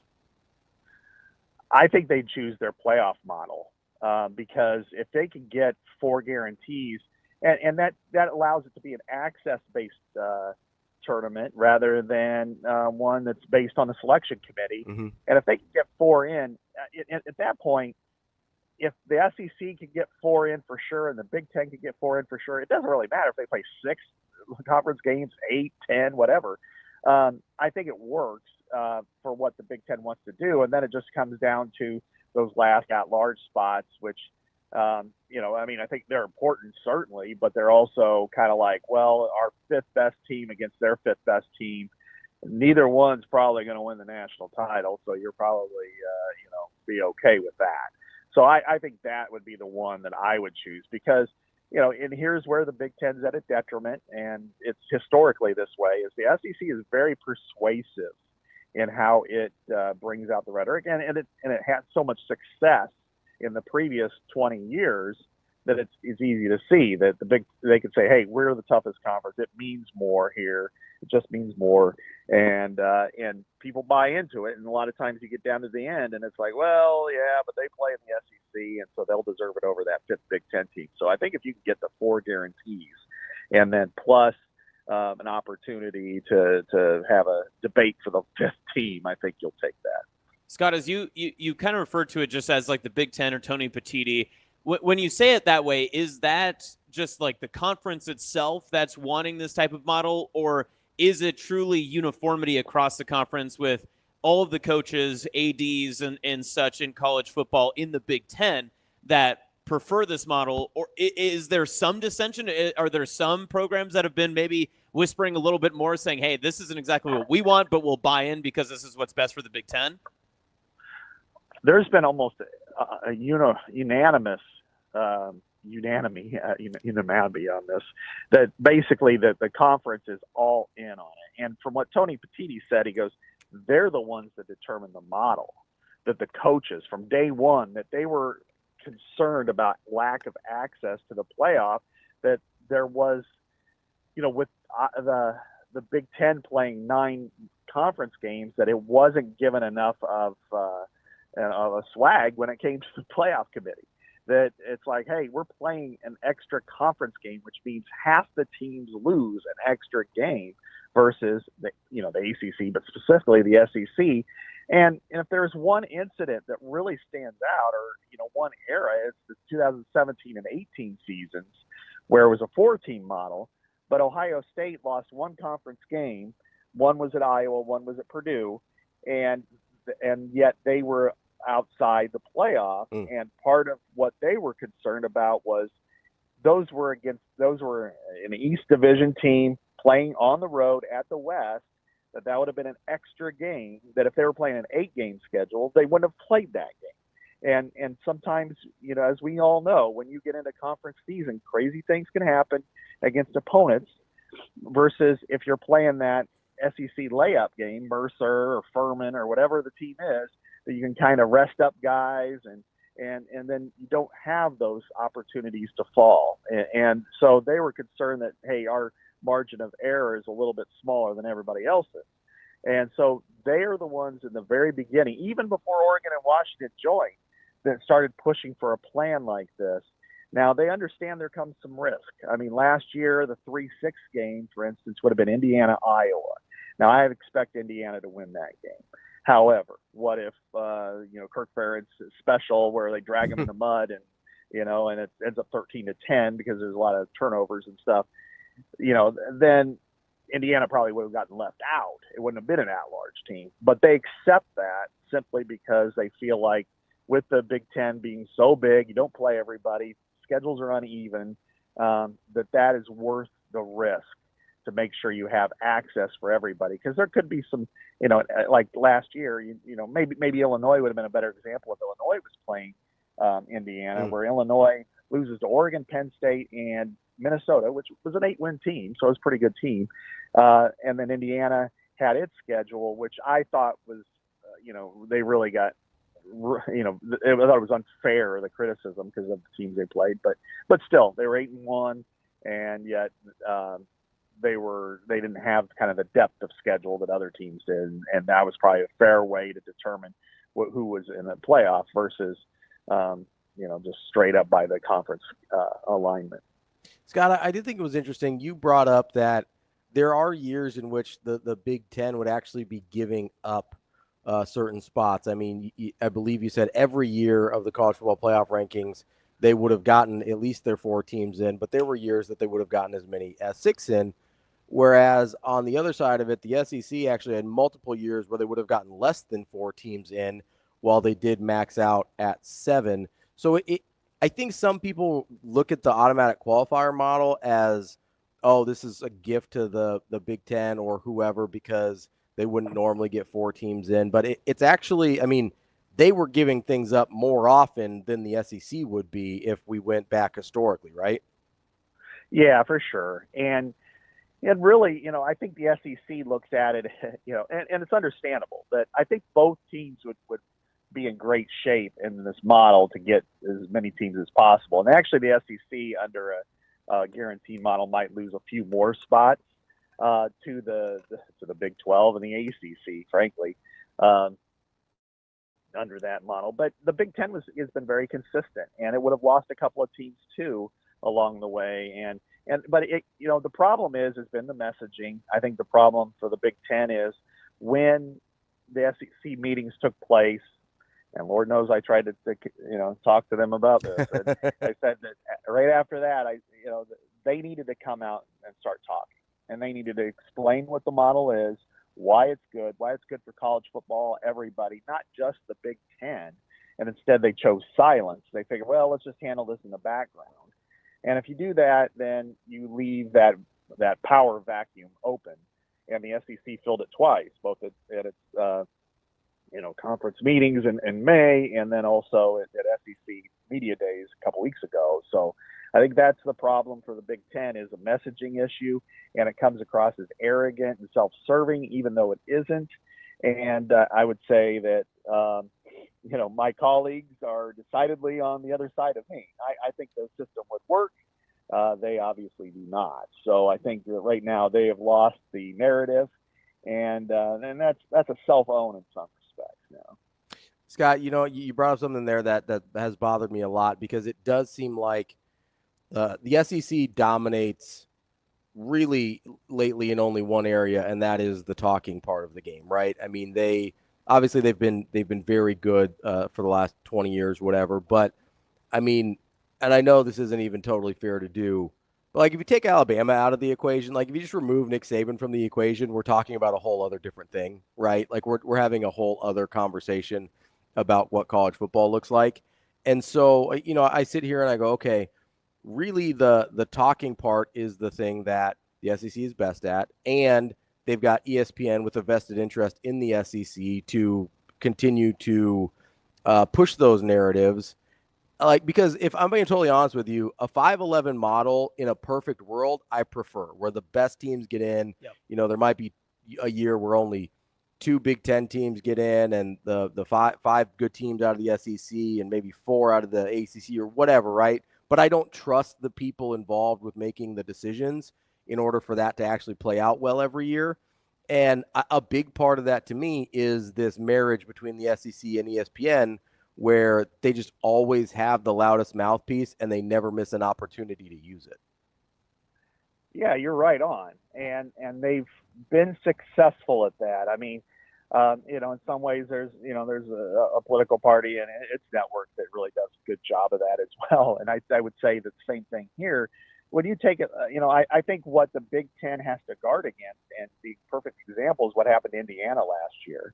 And Indiana was 8-1 in the Big 10, led the country in point differential, in run defense. I mean, had a fantastic and looked the part. I was at the Nebraska game. Certainly looked the part at different times of the season, and yet when it loses by 10 points to Notre Dame, the narrative is, oh, this team shouldn't have gotten in over a trio of 9-3 SEC teams. Alabama went on the road and they lost to Vanderbilt and they lost to Oklahoma. Both of them were 6-6. Ole Miss lost to a 3-9 or 4-8 Kentucky. They won one SEC game. When you look at that and you're like, there's, the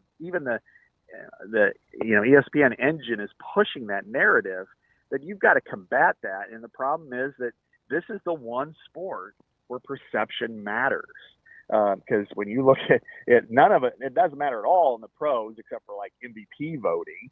It doesn't matter in college basketball really, because it's going to 68. Will it go to 76? Well, if you're 19-14, who cares, right? That's your fault for not being able to get in the tournament. But this one is different, and perception matters because you may swing 1 or 2 people, and ultimately. You look at last year, if it would have been a 16-team field, SEC would have gotten 6. Illinois would have gotten left out, and Illinois wouldn't beat South Carolina. Michigan beat Alabama in the postseason. The Big Ten went 5-1 head-to-head with the SEC in the postseason. Yet all we've heard, for especially the last couple of months, is the SEC is still the best conference. The SEC is this, that, and the other thing. And it's like the Big Ten could have come out beating on its chest saying, we won the last 2 titles. Mm-hmm. We went head-to-head in the postseason. We won all this stuff, but instead didn't.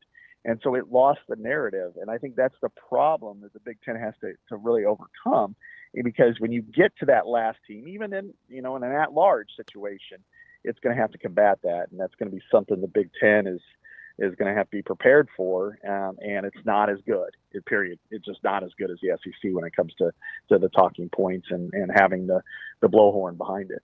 Scott, you mentioned all that perception and everything, but is there anything that behooves the SEC and maybe more the Big Ten in this conversation to empower the conferences below them, the ACC and especially the Big 12? Is there anything that maybe that they would try to get in cohorts with another conference to try to see if they can keep, knocking down the shield of the SEC in that perception conversation? Or is it in the best interest of the Big Ten to only worry about themselves? That's interesting, because the Big 12 would be the biggest beneficiary of any of the leagues with a guaranteed setup. The last 2 years, it would have had one team in the playoffs. I mean, last year would have been Arizona State, and I think they would have been 15th or something like that. So because it's an incredibly entertaining and interesting league, and there's a lot of depth to it, but there's not a lot of teams that are going to make that big jump. I mean, they're going to have like a slugfest of 10-2 teams, and then when they compare it head-to-head with the Big Ten and SEC with those same records, they're going to lose almost every time. I'm kind of baffled by Brett Yormark really pushing the narrative for a 5+11, because chances are over a 5-year period, they're going to have like 6 or 7 teams in the playoffs as opposed to 10. And, the ACC's got a little bit more, of a boost, but not much. Actually, it'd be more, they both have the same number among the teams that are in their current leagues. And I thought Jim Phillips might be a little bit more on the Big Ten side just because of his background, but instead he's kind of pushed the 5+11 plan. It's going to be interesting, because they're both going against their own self-interest on this. I think if they are quiet or if they push for something behind the scenes, maybe, but I think the only there's only like 2 ways that could make this working with those 2 leagues, and number one is, again, if the Big Ten takes it down to say 3 guarantees for the Big Ten and SEC, and all of them being those play-in games, then it works for the Big Ten. Or maybe they offer up a 5th spot to those leagues and said, there's a combination of 5 guarantees, 2 for each league, and then the best team left out. Then maybe that would also help them swing it. But they don't have any kind of veto power. It's all the Big Ten and SEC that decides the next realm. And the SEC's, from what I was told from kind of off the record, I guess, is the SEC wants an open forum because it feels like it can get more spots. And part of it is because they can argue better than everybody else. Yeah, Scott, I do wonder, I have wondered, I know that like you said, the ACC and Big 12 don't actually have any power here because they sort of ceded that to the SEC and Big 10 in the decision-making process. But I do wonder how much the ESPN affiliation with the Big 12 and especially the ACC has to do with sort of them just kind of getting in line behind Big Brother with SEC and just saying like, well, if this is what ESPN and SEC want, then we better just kind of kowtow to their desires here. I don't think that's the case in this situation. Okay. It does sometimes pop up, but I think in this situation, it's more of admitting you're a junior partner as opposed to, and the perception of we're not as good, we're not as big, and not as important. And really, it wasn't that long ago, even though maybe the other 2 leagues made more money.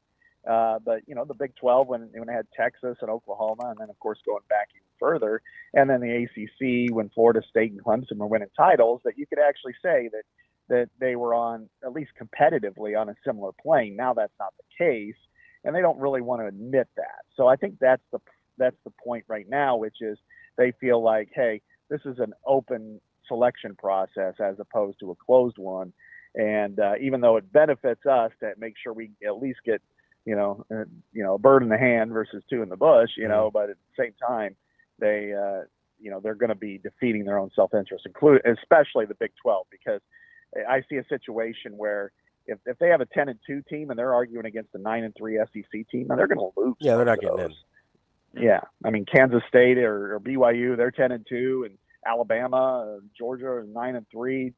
They're going to lose that. They're going to lose it almost every time. Same thing with the Big Ten even. So I think that's something that they've got to be very careful about when ultimately they've played this public game. Yeah, the Big 12 baffles me in particular because I can at least see an argument like the ACC. They say, okay, if Florida State, Miami, and Clemson are all good in the same year, like we deserve 3 teams in or whatever, right? And so maybe they've got that in the back of their mind, even though that's, over the course of all 3 teams being in the league, that's never happened at the same time, but whatever. But you sit there and you go, okay, at least you've got 3 teams you feel like are power brokers in this sport still. Maybe you think that's worth standing your ground on. Literally every good team is like every power program has left the Big 12 at this point. Yeah. Like I just really don't understand what they're doing. You don't think Utah's a power program I anymore? love Utah, big Kyle Whittingham guy, but I don't know that they're. Like you said, Scott, 10-2 Utah isn't getting in over 9-3 anybody from the SEC. Exactly, and that's the competition. I think it's a fun league. I think there's a lot of really good teams. Iowa State won 11 games last year. Utah has been to Rose Bowls when it was in the Pac-12. Kyle Whittingham. They're a really good program. I think they're kind of the equivalent to Iowa in a lot of ways. And if Iowa was in the Big 12, it'd affect them just exactly the same way. And so they've got to be really careful with that because the Big 12, they've played their current allotment has played a total of 2 playoff games over 11 years, and that was TCU. And the second one didn't go so well, 65-3, against Georgia. Now they did beat Michigan, but that good for them. But the Georgia game was not a good game. So you're going to have to overcome that perception too, which is Oklahoma State, Iowa State, Kansas State, Baylor, TCU. They're all really good programs. Of course, Utah and BYU. They're really interesting, fun, competitive programs that deserve the right to be in there. But I don't think anybody's going to be predicting them to win a championship, even if they're 12-0. And so being 10-2, but I think what the Big Ten is guarding against, and this comes back to it, is let's take Iowa State plays this year, meet 2, and let's say Iowa goes to Jack Trice and wins by a field goal. But Iowa plays 4 teams that won 11 games last year. They go 9-3. Maybe the Cyclones go 11-2. They lose the Big 12 championship again. The committee might actually say, well, that was an early game. Iowa State won 11 games. They deserve that last spot versus the Big 10. Iowa went going 9-3, and Iowa's like, hey, we played, Indiana, we played Oregon, we played Penn State, we went on the road, played Nebraska, we played, USC, all these other teams. Our schedule is so much more difficult, and then they're looking at it, well, but they're 11-win program. That's what the Big Ten is trying to guard against here. So I think that's something that they've got to be cognizant of, and that's why they're trying to push for the guaranteed plan. They don't want to get iced out simply because they get penalized for having a deeper league, and not in the case of the Big 12, but the other 2 leagues, but more league games. That's Scott Dochterman from The Athletic. Scott, great stuff as always. We appreciate the time. We'll talk to you again soon. All right. Thanks for having me. Appreciate you. That's Scott Dochterman from The Athletic. Coming up next, we're going to talk to Jim Nedrow from Indian Creek to talk a little bit about the Pinnacle Bank Championship presented by Woodhouse. That's awesome. I'm Ravi. More Hurrdat Sports Live coming up next.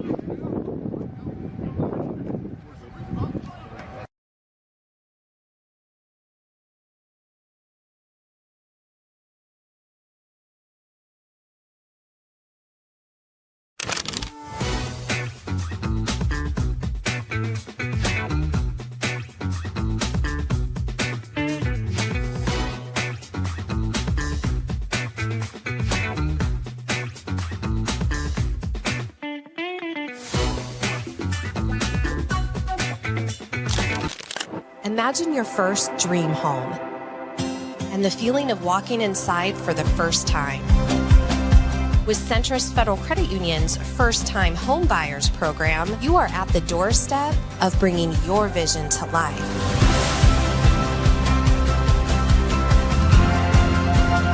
Welcome home. From your neighborhood mortgage experts, Centrist Federal Credit Union. We are where you are.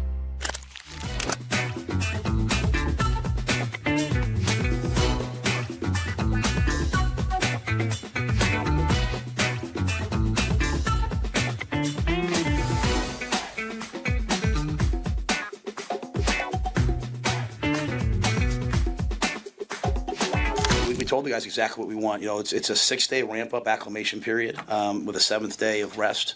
So, you know, we want to obviously establish our standard of effort. You know, we don't have a lot of time to coach effort. We have a good enough. One of the reasons why you don't have to coach is when you have a lot of depth, a lot of competition. You know, if you don't want to play hard, then so be it. We want to reward the guys who know what they're doing. You know, so assignment knowledge. So a lot of testing in the meetings. A lot of, hey, how much did you work? You know, over the summer. How well do you know what you're supposed to do?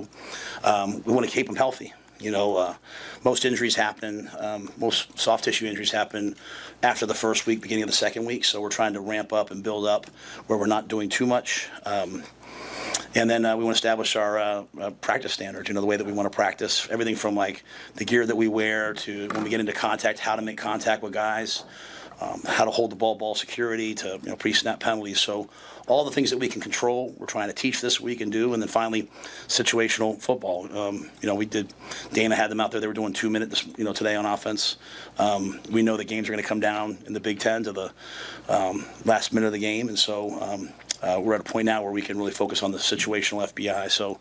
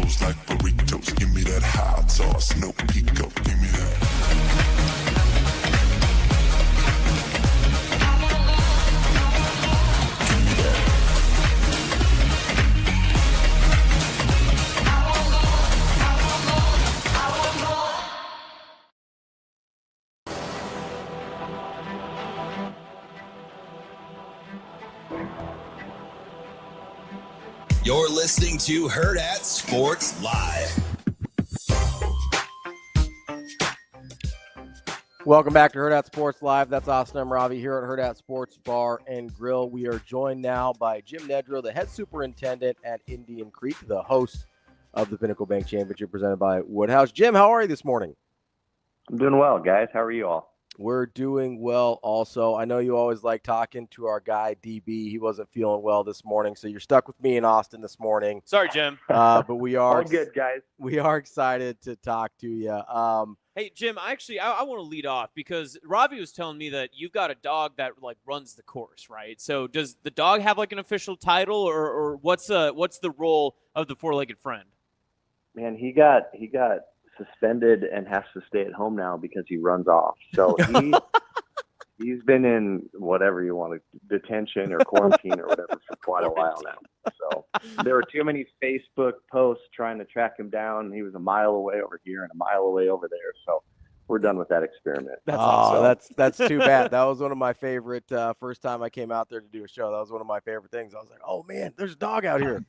Now there are other dogs. There are other guys on the crew that have brought their dogs in, so there's still plenty of dogs around. Love to hear that. Okay, good. That's we love a dog friendly course here for the workers. Don't bring your dogs to go golfing, just if you're heading out there.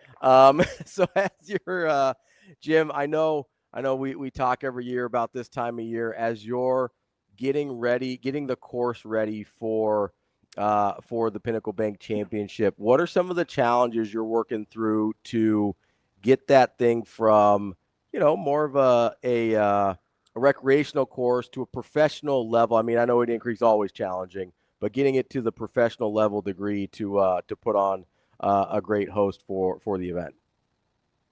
I mean, so it's honestly this week it's weather. I mean, every year it's weather. That's our biggest, our biggest uncontrollable factor. So it's kind of reading and reacting and planning and adjusting to weather.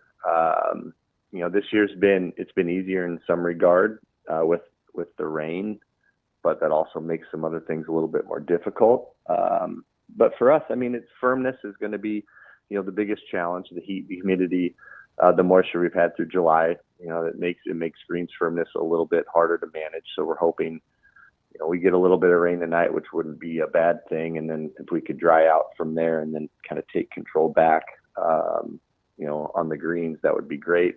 It's great for rough. I mean, we can simply press a button and we can have, as much rough as we need to. So in that regard, it's way easier than it has been in years past. But, the whole thing at this point now, it is at year 9, I believe. We've created some pretty strong processes, so from the inside, it just it doesn't feel like there's ever this moment where we're like, all right, it's tournament time. Let's start doing things differently. It's just, we plan for it 365 days a year and work towards it 365 days a year. So it's probably less of a concrete point in the season where we change what we do, if that makes sense. Mm-hmm. You're almost, at this point, 98% of your work's done, right? Because you've been working on this all year. At a certain point, the kind of the conditions are like the hay's almost in the barn for you. Yeah, I mean, to some extent it is. We're at the point now where it's just day by day, right? Win the day and do what we need to do to get things through the day, and kind of knock on wood, it's don't mess up. And that's where we're at. It's a good place to be. You feel like you're in a good spot. Mm-hmm. But it's also it's stressful, right? I mean, it's when you're day by day and don't mess up is kind of the mental mantra. It gets a little bit stressful, but we're in a good spot right now. We get through today, the temperatures break, and it looks like Thursday, Friday, Saturday are really going to be fabulous in regards to turf health and the golf course health. So get through today and then just kind of ease into next week. Jim, what's it like next week? I imagine it's a pretty significant increase in sort of obviously traffic with all the people out there, but wear and tear on the golf course with that many high-level players playing. What's it look like week of to try and keep that course in pristine condition from Thursday through Sunday? Monday through Wednesday is the tough part. Okay. We have the pro-ams. There's a lot of car traffic, a lot of moving parts. So it's Monday through Wednesday that we have to survive. Once we get into tournament week or tournament, T1 through T4, so Thursday through Sunday, it really gets pretty easy, right? Now it's all foot traffic. There's only 70 some players typically Saturday and Sunday. So, you compare that to a normal Saturday or Friday, Saturday, Sunday out here, we could have 1,000 rounds over the course of those 3 days. And so, there's a lot going on. But in a lot of ways, the course kind of gets a little bit of a break from a traffic and wear and tear standpoint. Jim, do you have a favorite part of this course that comes with the Pinnacle Bank Championships that's been maybe just unique to you, something that's behind the scenes or something like you just get to see from your perspective that's different than what you see in your day-to-day? I enjoyed the volunteers, on the agronomy side. We'll get, 30, 40, 50 volunteers over the course of the week, and they get to come in here and see what goes on, what we do to maintain a course.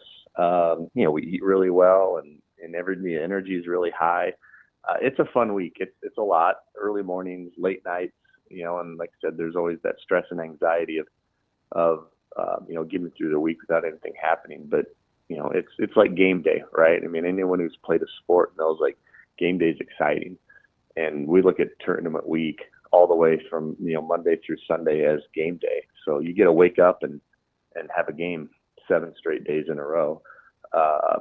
So it's super energizing. It's a great recruiting tool. We have people that they want to work here because they want to be associated with it. They want to volunteer because they want to be associated with it. So, I mean, from my standpoint, it's the energy that kind of takes over out here. Our shop sits 70 yards from the 17th hole that you guys run and operate, so we can feed off of that energy and that noise. And so yeah, it's just a fun, exciting, energized week. Jim, I wonder, like, I assume there's a lot of people, your friends and neighbors, that know what you do for a living. Do people kind of bug you about trying to get their backyard to look like Augusta National? Sure they do. I usually just I usually pass that off. Hey, here's a very generic plan. Head to Menards, go to Ace, pick this up, pick that up. But at the end of the day, it comes down to the applicator and not necessarily what they're putting down. So I think people have probably read into my disinterest in helping them on that stuff. So those phone calls have gone down pretty significantly. Well, Jim, we appreciate your interest in talking to us and talking to people about the Pinnacle Bank Championship. Can't wait to see you out there next week, and I'm looking forward to a gorgeous Indian Creek course as always. It'll be great, guys. We appreciate your partnership too. It's really transformed what we have going on here, especially down on 17. So anybody that's listening, if you get out here, man, head down to 17. As the Hurrdat team puts on a real show. It's fun. Well, thank you, Jim. We Put the appreciate pressure on it. us, Jim. We love being a part of it, and we look forward to seeing you next week. Sounds good, guys. Thank you all. Thanks. That's Jim Nedrow, superintendent of Indian Creek Golf Course, host of the Pinnacle Bank Championship. Make sure you get to pinnaclebankchampionship.com to get out and get your tickets for one of the most fun weeks of the summer. So I've been told. I'm looking forward to it. Oh, yeah. I forgot you haven't been out there yet. Look at you. I'm just ending. I'm like, this is ending of the first year with West Hurrdat, doing our thing. Western Nebraska boy. Never been to the Pinnacle Bank Championship. Yep. And trying to end construction once and for all. We're going to start previewing Nebraska's football schedule over the next few weeks as we ramp up through fall camp. We're going to start with Chad Brendel, owner of BearcatJournal.com, to preview Cincinnati. Chad, thanks so much for joining us this morning. How are you? Good. I am currently driving aimlessly through the middle of nowhere in Indiana trying to get to UC's football camp. Oh, there you go. That sounds, I'll be honest, it sounds like the start of a horror movie to me, just driving aimlessly through Indiana. Well, I would agree, but I just passed like a community on the left of me. Every house had their own like luxurious pond with like a dock and like paddle boarding and like I was like, yes, this is like 50 minutes from civilization, but I think I could do this. Oh yeah, if I get my own pond and a dock, I think I'm in. Chad, as obviously Nebraska and Cincinnati open up in, a month from yesterday, so we're getting down to it. They're getting in camp. Nebraska started yesterday. As you look at Cincinnati, obviously that opener is a huge key game for both teams. Is there a thing that you're looking for that you think you're going to be able to know early in that game that's a total question mark for you right now? I mean, the biggest question mark I have for Cincinnati is their wide receiver group. They completely remade the room. It was not good enough last year, and really that hurt them. They started 5-2, and things looked really good. Yeah. And I think teams, started to kind of figure out how they could defend Cincinnati. And, you take away Joe Royer, who's their, potential All-American tight end. And all of a sudden, there wasn't a whole lot of weaponry for Cincinnati at their disposal. And they went out and they got Cyrus Allen from Texas A&M. They got a kid named Jeff Caldwell from Lindenwood. There we go. Lindenwood. Old MIAA power.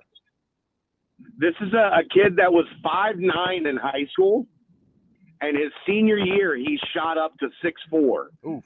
He's 6'4". He runs 22 miles an hour and has a 40-inch vertical leap. Okay. So we'll see. I mean, the talent looks a lot better, but you're going to have to go out and produce. And they've ran the ball really well under Scott Satterfield. The passing game is what has failed them. If they have fixed that, this can be a very talented offense. Chad, when it comes to that season opener, Ravi talked about it just a little bit, but for Nebraska, it feels like it's for Nebraska fans, it feels like it's going to be the start of maybe a big season. And if it doesn't go the way Nebraska fans hope it does, it could feel like a lot of despair. Where does Cincinnati sit with that season opener? Do they feel like it's going to be a make or break moment in the season, or is it just another game on the radar? I think it's a really important game. I mean, you guys have covered some seasons like we have the past couple years that if you don't get off to that good start, you know, Scott Satterfield won 3 games his first year, 5 games his second year. Fans aren't looking for 6-6. They're looking for 7-5, 8-4. Like, they want to see considerable progress in year 3. And, you know, a loss isn't devastating, but if you're trying to get to 7-5 and you lose to Nebraska, now you got to go 7-4 with 9 Big 12 games ahead of you. The math starts getting a little bit more complicated already, and I think that's where it's really critical for this team to start well. And, you know, look, I've talked to some people in ticketing for this game, and I've heard 75, 80 plus % Nebraska fans are the ticket buyers for Arrowhead Stadium. Yep. This is going to be a Nebraska home game. Like, let's not kid ourselves. It's not going to be in Lincoln, but it's going to be a Nebraska home game. So, you know, it's critical for them to get off to a good start and show that there's tangible progress being made here. So, Chad, talk to me about Brendan Sorsby, because I think that's going to be, obviously, as the quarterback, he's going to be a key part of everything you're talking about here about the offense trying to be more dynamic and getting better. He's a true dual threat, can run the ball really well. You look at the numbers and you go, okay, had a pretty good year last year, but if I remember correctly, there's a pretty big disparity in his completion percentage and accuracy in games they won versus ones that they lost. What does he need to do to help Coach Satterfield get that leap into that next step for Cincinnati? Well, the disparity really comes from first half of the season to second half of the season. You know, they started, like I said, 5-2, then lost their last 5 games, and he wasn't good enough in those 5 games. And frankly, there was at least one West Virginia that was on him. I mean, he threw 2, you know, guy at his feet flings the ball up in the air and it gets taken back for a pick 6, where you just got to take the sack. Like, you got to live to fight another day. And he's trying to make something happen. And, you know, you commend him for that, but you can't make the catastrophic mistake. And a couple times he made the catastrophic mistake. And that's really a big thing that he's got to continue to evolve, because Sorsby transferred in from Indiana. His redshirt freshman year, he started 7 games for Indiana. So when he got here, he had a little bit of experience under his belt, but he wasn't what I would consider a veteran quarterback. Now he started 19 games. Mm-hmm. You can't have a guy making those pivotal, you know, crushing errors that derail the fourth quarter or, you know, crunch time of the game. That's where he's got to be better. Is he's got to understand there's going to be a time to let it rip, because he's got a big arm. He's really talented. If you look, like, there's a pretty interesting divide on Brendan Sorsby. Media types don't love him when they're rating Big 12 quarterbacks because of what you just talked about. Mm-hmm. Scouts love him. He's 6'2.5", 6'3", big physical kid. He can really let the ball fly. He can run it a little bit. You know, he's got a good understanding of the offense, but he's been a little bit inconsistent. If he stays inconsistent, this offense isn't going to get to where they want to get. If he shows what he did in those first 7 games, where there were people really talking about him as one of the surprise quarterbacks in college football, this team can be really good. So that's going to be the interesting part, is do you get first half of the season Brendan Sorsby, or do you get the guy that really couldn't put it together when they needed him to over the last 5 games? Chad, the Cincinnati defense at times wasn't really making enough of the big splash plays, right? Not enough turnovers, not enough sacks in those moments. What went on in the offseason to change that narrative? Have they tried to figure out different schemes or different ways that they can try to be more aggressive when it comes to either getting turnovers or just getting those bigger splash plays defensively? They completely remade the secondary, which was necessary. They have in 2021 they had 2 guys. One was Kobe Bryant, who's with the Seahawks. The other was a guy named Sauce Gardner. He's pretty good. And they have not been able to replicate. They haven't come close to finding 2 guys that can cover like those 2 guys. They went out and got a guy from Coastal Carolina named Matthew McDoom, which is one of the great names in college football. Yeah, that's beautiful. Sounds like a supervillain. Yeah. And he's coming in to play that number 1 corner spot. He had an interception the first day of camp yesterday, had a really good spring, and looks like they finally got a guy that they can leave on the boundary, guard the other team's number 1 wide receiver, and do it at a very high level. I think that changes a lot of that already. They got a new cornerbacks coach, a new safety coach. They brought in a couple guys in the secondary and the safety as well. One of them being Christian Harrison from Tennessee. His dad's Rodney Harrison. So the pedigree is there for him. So they feel like there's a significant upgrade in talent in the secondary. The big question is going to be pass rush, because they did not get to the quarterback at all last year.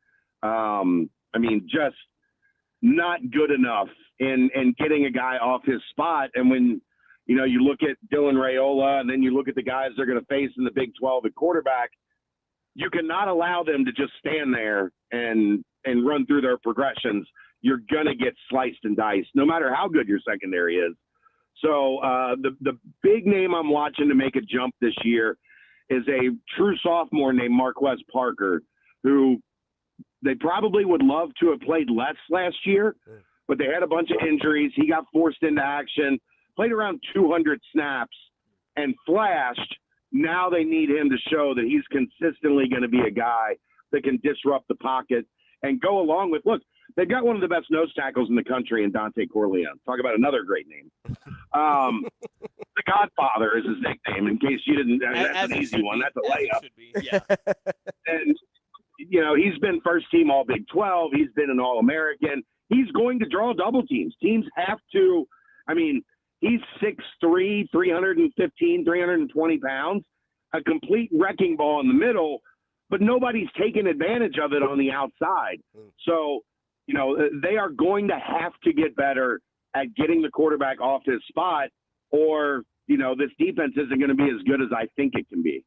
Chad, I know you got to get out here in just a minute to get to practice, but talk to me about the other side of the line with the offensive line. I believe you've got 3 transfers coming in that are expected to start. What do you expect to see from that offensive line, especially early, as they haven't quite gelled yet? Yeah, there's 3 new starters. 2 of them are transfers. One of them from Ball State, an interior guy, his name's Taranteo. He is a massive human, 6'4", 320 pounds. He did 4 reps on the squat bar at 650 pounds this offseason.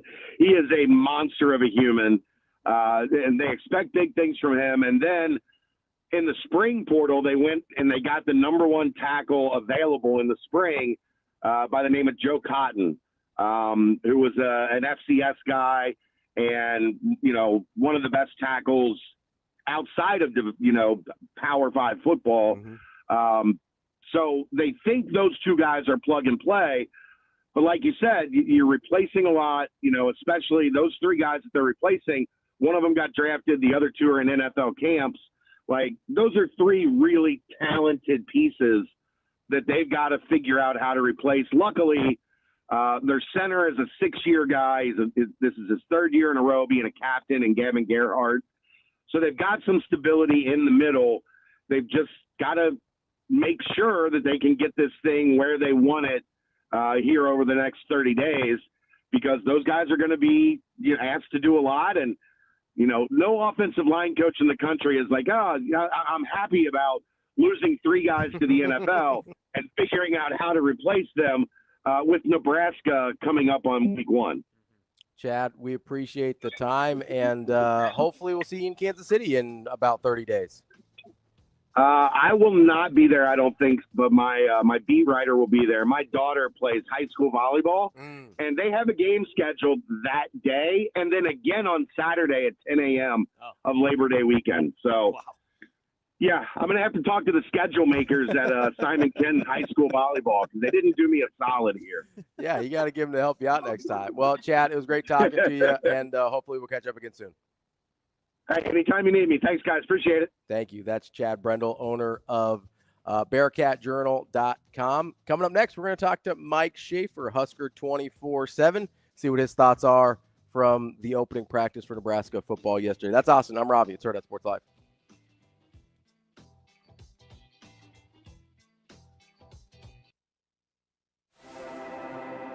We're in the neighborhood, just down the street, with a wide variety of home equity products to help you create a relaxing oasis. So you can kick back and relax in comfort. Centrist Federal Credit Union. We are where you are.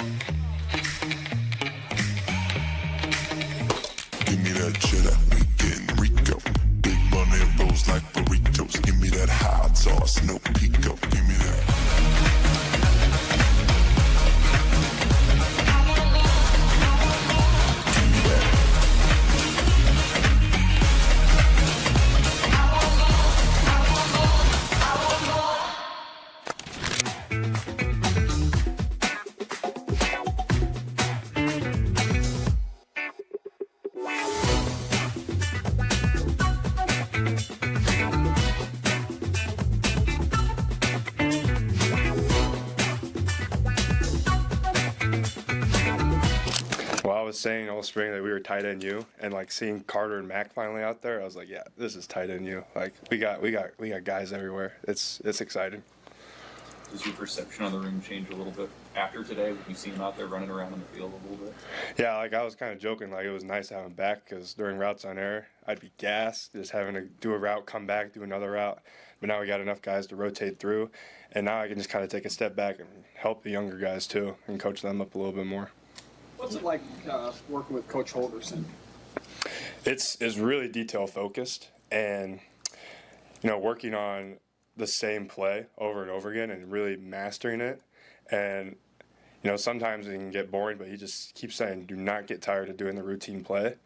And, it's just helping us master it and not going into a game week being nervous about the play call, because we're just so used to doing it over and over again that it's just engraved in our brain that we don't have to worry about it.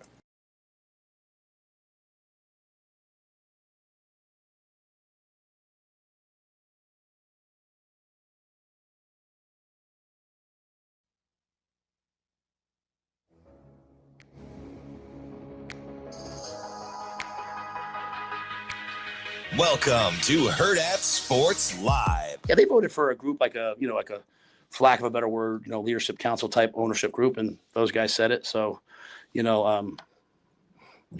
that group. So there's maybe one or two guys from each position. There's maybe 10 or 12 guys, and I asked them what they wanted to do, and they said, they've been very emphatic with me. Like, they have a group chat, and Corey's in the group chat, and then I put myself in the group chat over vacation. And they were like, hey, coach, get out of the group chat. Like, go and they were like, go on vacation. Like, to go be with your family. Like, we got this.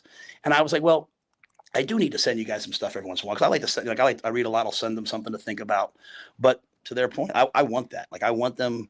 This is like the best summer I've had. Like, there's no drama, no issues, no problems. They're not calling me like so-and-so did this, so-and-so did that. Like, everyone, they handled their business. So, but it's that group that said it.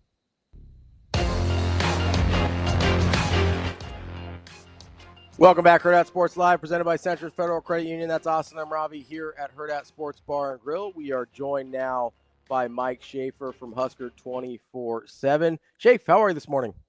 I'm good. I just want to point out that I haven't seen Damon Benning on this show in this spot since before the 4th of July.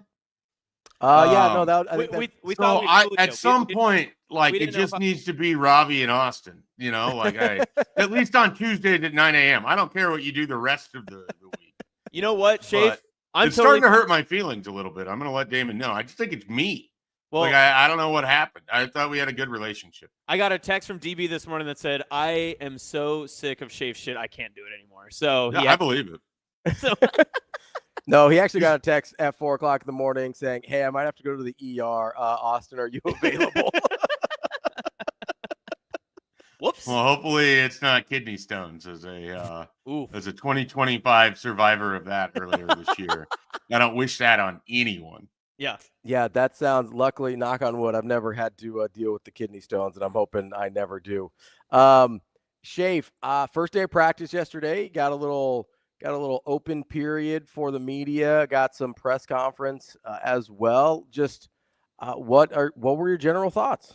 Yeah, I have to be honest. I was not able to attend yesterday because of other obligations. It's a weird week to take it, but I'm on vacation all week. Okay. As I am trying to get a house ready to sell here in Lincoln and a house in Omaha prep for me to move to. Woo!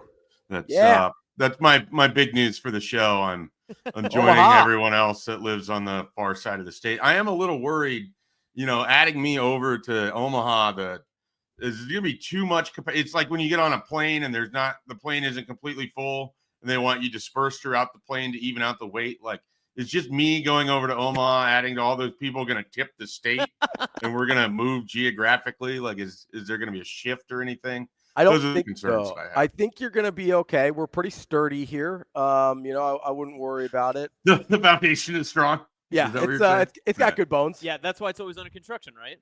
Yes. It has such good bones. The construction is constant just to make sure that we can add as many people, as many Mike Schaefers as we can. Just bring them on home. No, I don't know that I'm bringing much with me. Hudson, I guess, my son. My wife is basically already there. So, other than that, I don't know that I'm not one of those people joining a recruiting class that's going to bring a lot more in addition to it. In fact, I might repel and cause some people to leave. That's not a big peer recruiter. You're not bringing. I have never been accused of being a peer recruiter. That is certainly true. You're not bringing some of the other Nebraska media contingents with you. Be like, hey guys, come on over to Omaha. No, I don't think that's going to happen. So are you going to be able to? I know it's a busy week for you. Are you going to be able to make it out on Saturday or no? I am slated to be there on Saturday. So I'm hoping to be at least at availability on Thursday. The fact it just didn't time out well for me yesterday morning, but I was hoping to at least be at the open portion, and then practice was a little later than anticipated. But the guys at Husker 24/7, as they often do, picked up all the extra work and the slack, and they have plenty of great coverage. And I've just kind of been reading through some of their stuff. But admittedly, I can't give you my hot takes on what it looked like for 20 minutes yesterday morning. So Schaefer, I apologize to the listeners for that. We have some questions in the chat. Is the move because Hudson is getting recruited to an Omaha area high school already? I did see him, I believe, in a Nebraska basketball game. He looked very fast. Whoa. You know, it was quite remarkable how many different elementary schools in the Elkhorn, Bennington, Northwest Omaha area were already aware of his speed. And then I think the highlight videos of the dunks that he's been throwing down on the Fisher-Price hoop. I think that has largely really had people pretty interested in the 3-under AAU basketball that Mike Sauter's actually putting a team together. Oh, perfect. And Hudson's going to be on that team. So we're pretty excited about how that all looks. So, Schaefer, because DB's missed the show so often over the past month, it's safe to say that Westside's out of the recruitment. It's probably Millard North leaning then?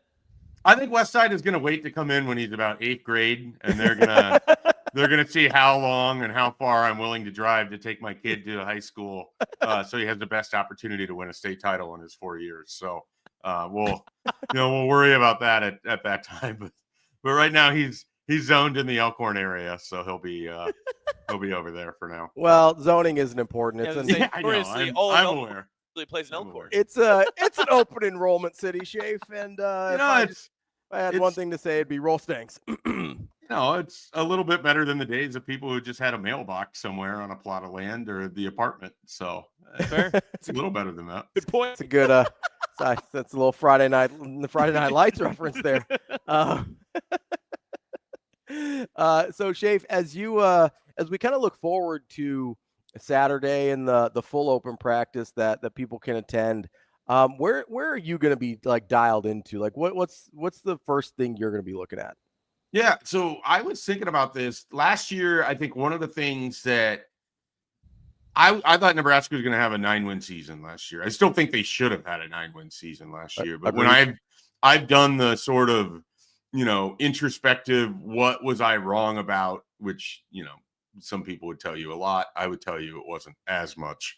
But a lot of it came down to I really believed in last year's wide receivers core at face value going into the season. And it's not like I knew in the spring that Malachi Coleman was not going to follow up his freshman year, or that Jalen Lloyd would be,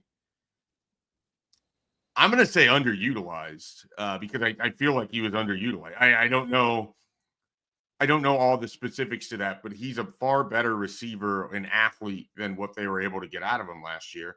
And I think I expected more out of Isaiah Nair and Jamal Banks than was fair, based entirely on a really hot spring where they had a great spring game against their own defense, and Dylan Raiola carved them up. And then the way the year started, all the way through the Illinois game, I still felt good about where things were at with the passing game and the receivers and all of that.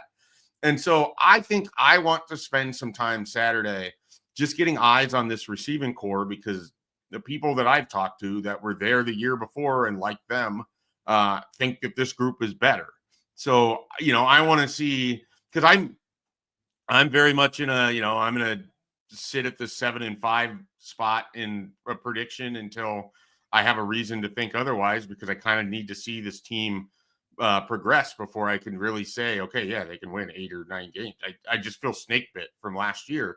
And so I want to see what happens in the wide receiver portion of the practice, or what I can watch there. I want to put eyes on, an Isaiah Hunter. Like, is that a guy that could go from a great freshman year at Cal to then Nebraska's able to get him, even if it's incrementally better? You had 2 freshmen in Jalen Lloyd and Malachi Coleman who didn't do anything for you last year. So is Ja'Cory Barney, like, what is his actual role going to be in 2025?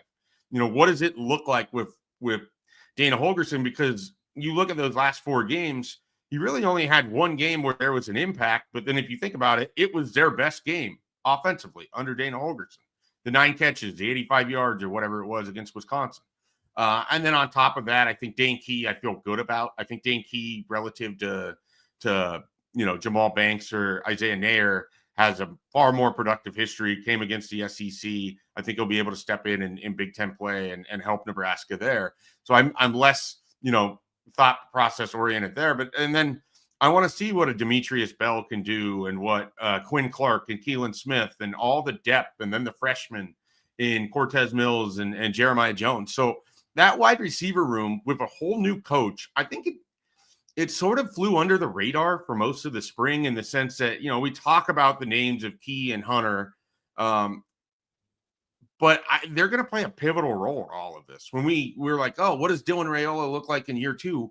Some of it is, does he have wide receivers that can win against man coverage? Does he have wide receivers that can go and get the ball? Does he have wide receivers that aren't going to have it taken away on a 50-50 against an FCS team in Northern Iowa? Like, those are big things that happened last year. And some of his progress and some of the team's success is just if the wide receivers are just straight up better than last year, more wins could come just because of that. So I think that group has been under discussed relative to the running backs, relative to the offensive line, relative to Dylan Raiola himself, relative to special teams, certainly compared to the defense.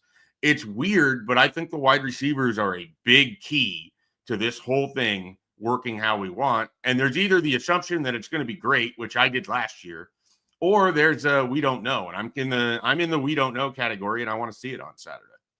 Schaefer, you answered like 15 of my questions. I know I talked way too long. No. No, it's phenomenal. But I want to know your philosophy on this because you've covered the Huskers, you've seen different iterations of different offenses and teams, and just watching football in general. When it comes to this year's team, would you rather see one player be Dylan Raiola's go-to receiver? So it's Dane Key, it's Ja'Cory Barney, it's Isaiah Hunter, it's one of those guys, or a tight end, whoever it is, just a number one reliable target that he feels the most comfortable with?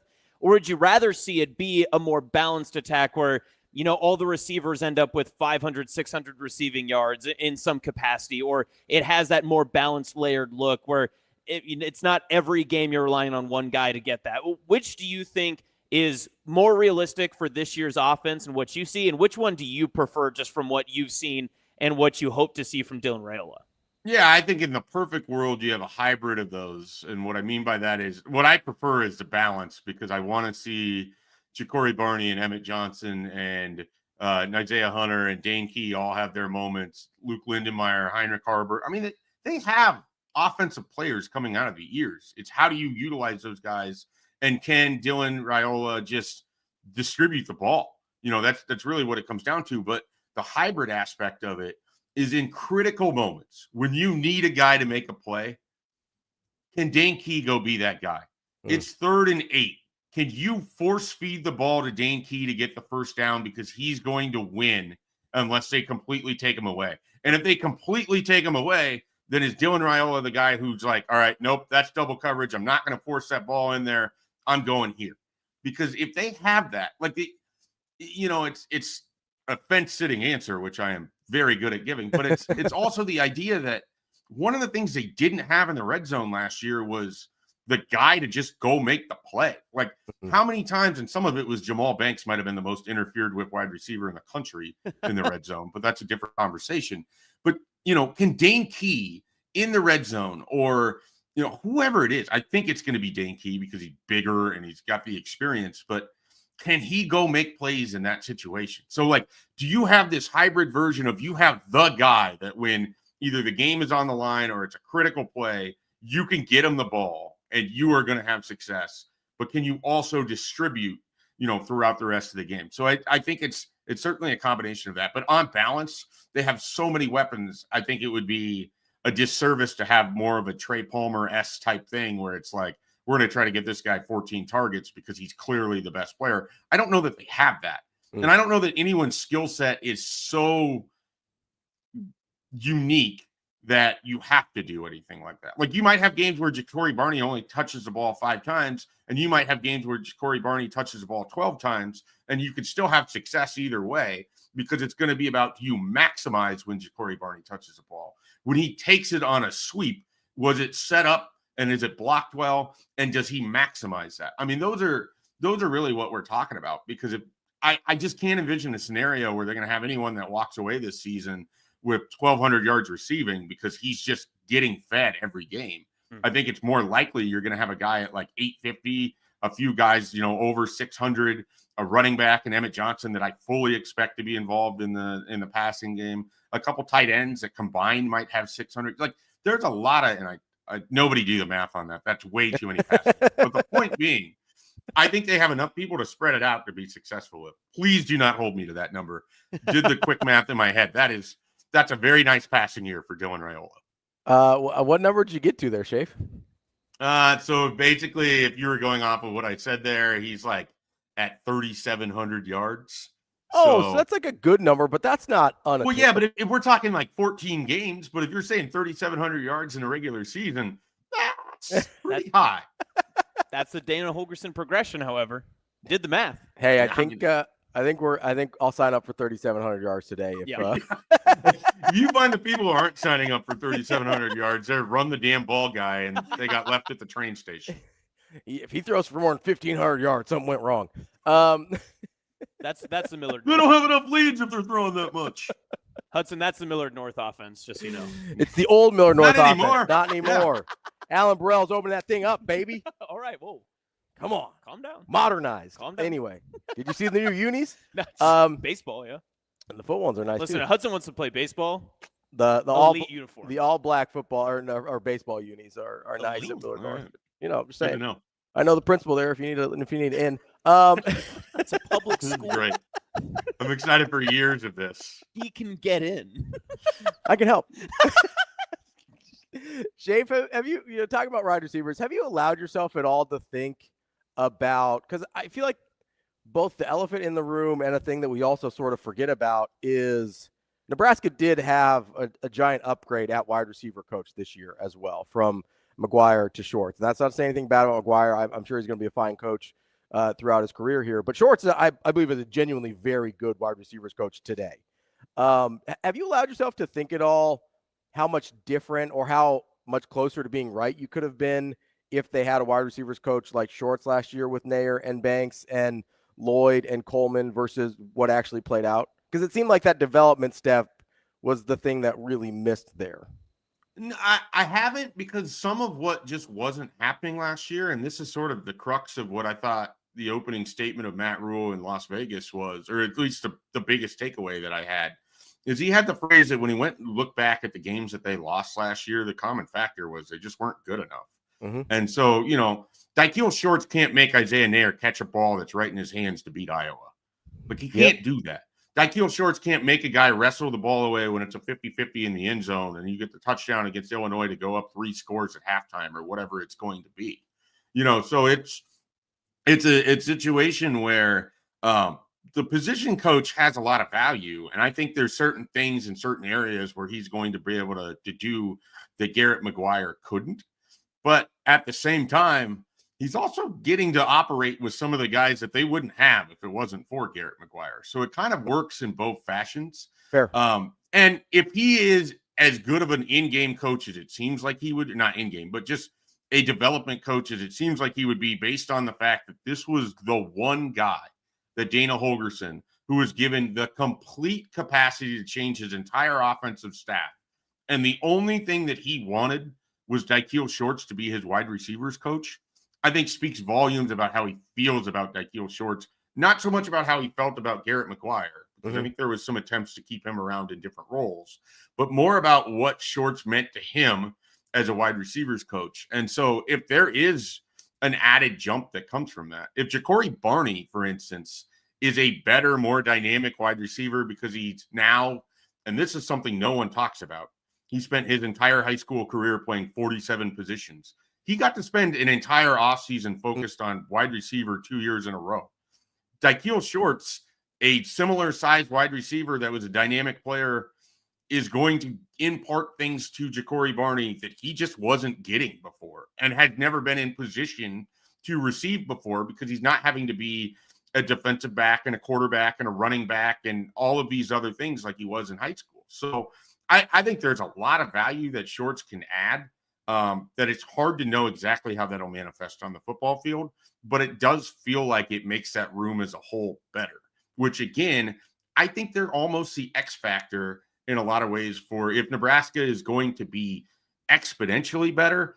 I think it's because the wide receiver room takes a massive jump.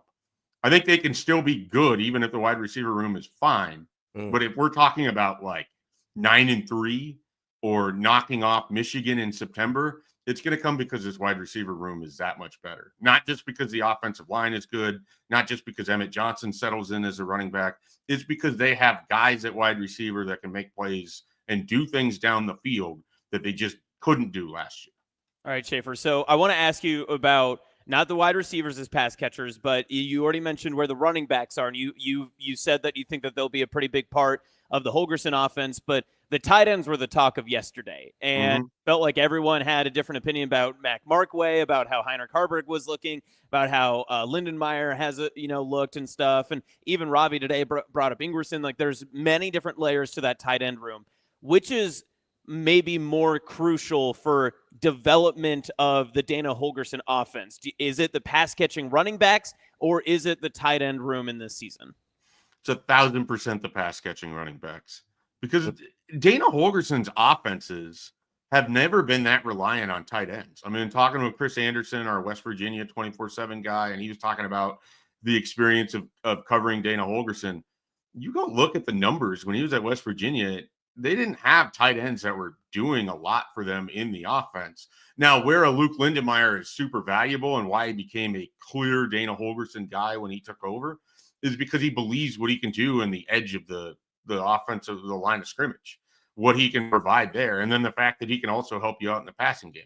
And that's not to say that Dana Holgorsen is going to be the same guy that he was at West Virginia or Houston or Oklahoma State or wherever. And he's going to utilize these different tight ends.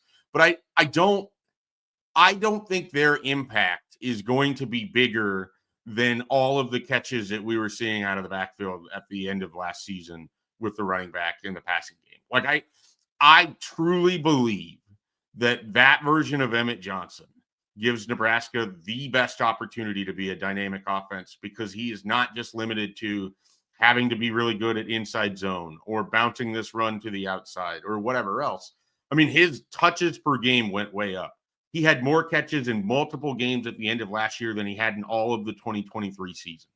He averaged 20.5 touches a game in the final 4 games. And a large part of that was he had an average, I think, of 6.5 receptions a game in those last 4 games. So the pass catching out of the backfield is huge. I think that's why they're excited about a Mekhi Nelson. I think that's where an Isaiah Mosey could be really interesting for Nebraska too. And that's not to diminish what they have at tight end, because I know they are equally excited about all the different things they can do with Heinrich Harburg. I do think there's an idea of the best version of Heinrich Harburg may not be at Nebraska. It might be at the next stop in the NFL where you can, sort of utilize him a little more. And they think he has that kind of ability. But yeah, they're going to try to get what they can out of Luke Lindenmeyer and Harburg. I mean, Mac Markway is a blocking tight end. We'll see what he can do in his career as a pass catcher. He got passed over at LSU because I don't think they thought that he was dynamic enough in the passing game. And he's going to have the opportunity to prove people wrong on that. Eric Ingerson, same thing. I think it's more of a kind of a block first, hold the line of scrimmage, but then can help you out a little bit in the passing game. So I don't look for the tight ends to be huge threats by any means. But I certainly think relative to making the offense go as a whole, catching the ball out of the backfield is a huge, huge factor for how Nebraska wants to utilize its running backs. Jay, if I thought about this while you were talking about the improvement or opportunity for improvement in the wide receiver room, is there a position group you think is worse this year than last year? So worse is tough because I think the upside of the defensive line is immense. But do we know that they can get to that level? So and then at the other, lower floor. Yeah, I mean, I think Riley Van Poppel has the ability to be the best defensive lineman we've seen in Nebraska in a long time. I thought that when he was a recruit. I have no reason to not think that now. I think the way that they treated the way they treated Keona Davis last year tells me that he's a guy that they believe in a really high level. Williams Winery was obviously a 5-star recruit. Cam Lenhart played as a freshman. So the upside on that defensive line is really big. It's just how quickly can they get there? Mm-hmm. I had the same kind of thing at linebacker where John Bullock was so good last year that I don't want to say that Marquise Watson Trent can't do it because he was the Sun Belt Defensive Player of the Year. And there's a world where he's Nebraska's best defender, and it wouldn't shock me because all he is instincts and being in the right place at the right time. And even though he's a little bit undersized and he may not look like a traditional Big Ten linebacker, being in the right place at the right time supersedes immense athleticism if you're going in the wrong direction. You know, Deshaun McCullough is the immense athleticism. Let's see what he can do in this position as an edge rusher. Willis McGahee has the ability to really take a big jump, I think. Same with Vincent Schaefer. So there's spots defensively where the baseline was pretty high for Nebraska.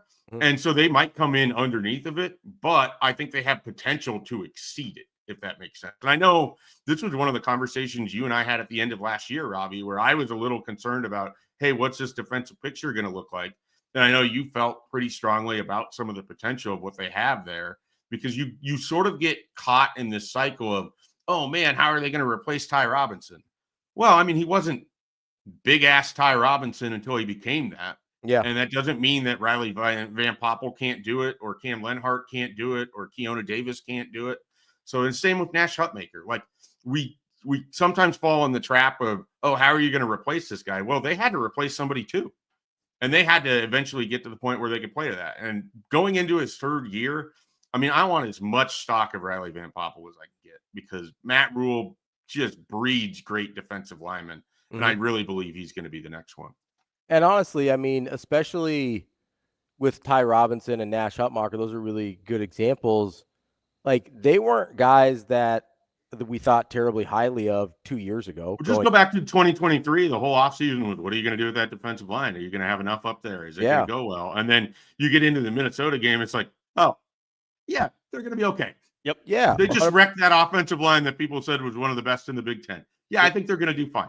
100%. And I think so that's a big thing too. And I think the thing that I like about this defensive line is I think Riley Van Poppel's better than either Ty or Nash were at the same point in their careers.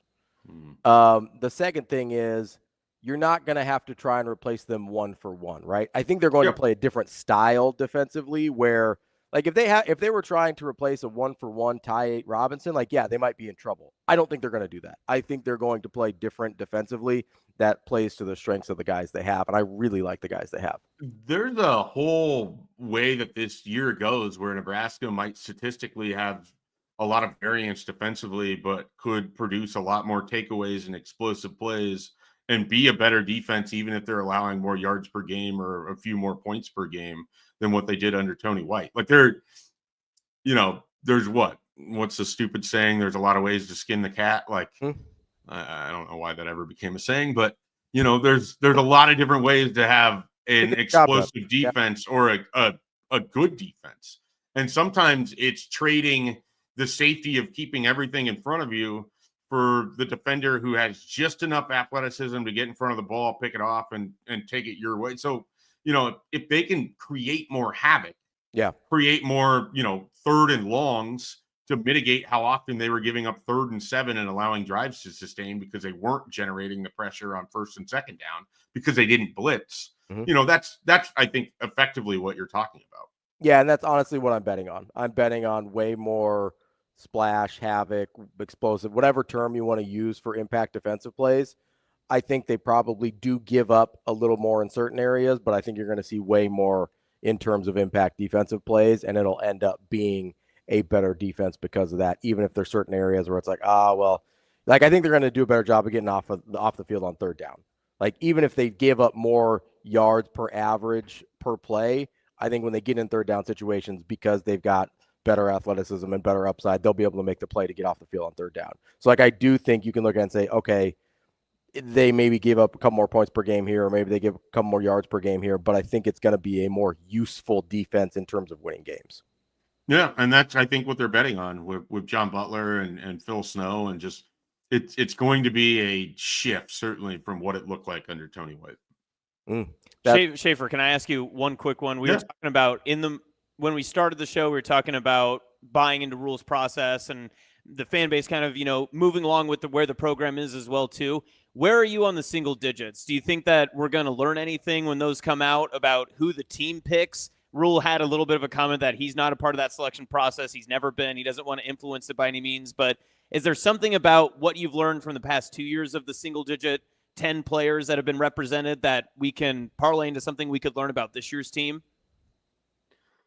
At the risk of coming off more like myself than what I want, I guess I don't care. Fair. It's one of these things where, like, some of the single digit guys last year were underwhelming in portions of the season. So just because you're a single digit guy, it doesn't mean that you're going to be one of the best 11 players on the football field all the time for Nebraska. I mean, that's just the reality of it. But some of them, and I'd say his name a lot this offseason because I am very curious about how he will be replaced, not just in terms of, leadership or anything like that. He just was a guy who made plays. Like John Bullock was a tremendous player for Nebraska last year. And, if you could keep somebody over, I go back to that Colorado game. Like, if you go back and you rewatch that was a man who played that game on fire. And so, like, if someone like that emerges where he was a single digit guy last year, I don't know that he was in 2023, but, that was someone where it's like, okay, this is probably somebody the team's kind of rallying around because he's a good practice player. And I don't know that I gave him his full due diligence, but that was someone by the end of the year that if you had asked me, I would have told you was easily one of the, 6 most important people on the team, 5. I mean, how low does that number get? So, there's going to be moments like that in there, but there were some single digit guys a year ago that just didn't make as big of an impact as you would have expected, perhaps. So I think that's more of a team rallying point than it is something that I think is any sort of value to me in my analysis, or it's just kind of I guess, curiosity, in the same way that I never was someone who worried about who was getting a black shirt and who wasn't. I don't worry about who's getting a single digit or who does. But again, like I said, I worried about giving that answer because it's uniquely sort of how I am. I don't really care about any of that stuff. No, that's fair. Wow, Schaefer says cancel the black shirts. Okay, interesting. More single digits. I'm sure I wrote a column about that effect in 2009 when they hadn't given them out yet and gave up 31 points to Texas Just get rid of Tech. them. Yep. The same weekend they did. The only black shirt Schaefer wants is a Millard North baseball jersey. That's right. Welcome to the Stangs, Hudson. I will let his mom know that we're going to be a Millard North family, apparently. It's been decided on the radio today. By then, there's going to be Millard Central and Millard, Northwest. You'll have plenty of choices. We're going to call it a solid verbal for now, okay? Schaefer, appreciate the time as always. Enjoy the rest of the week. Hope you have a stress-free move, and we'll talk to you again soon. All right, guys. Take care. That's Mike Schaefer, Husker 24/7. If you want to have as much fun as we just did talking to Schaefer, it's going to be tough. But a good way to start is to try and spend an evening with Henry Winkler. Once considered the coolest man on the planet, the Fonz. He's going to be out helping Team Jack Foundation raise a little bit of money for pediatric brain cancer research. Get your tickets at teamjackfoundation.org. The event is August 7th. That's coming up here right around the corner. I can't believe it's already August, but it's going to be at the Scott Conference Center in Exarban Village. Make sure you get teamjackfoundation.org to get tickets. And if you want to go right to the page, add the /Henry on there, teamjackfoundation.org/Henry to get tickets for an evening with Henry Winkler. There's a cocktail hour and then a keynote speech as well. Make sure you get to go hang out with the Fonz. I kind of actually want to go. Should I wear a leather jacket? Be like, hey. That's your generation. That's before my generation, you dillhole. Wow. Are you talking the 50s or the 70s? Well, I mean, it was set in the 50s, but the show was in the 70s, right, Shane? That is correct. See, so, yeah, both before me, Austin. Well, I'm really glad we had 2 experts of the show on here. Only one of us was even alive in either of those decades, and it was Shane. How dare you? We'll be back. More Hurrdat Sports Live.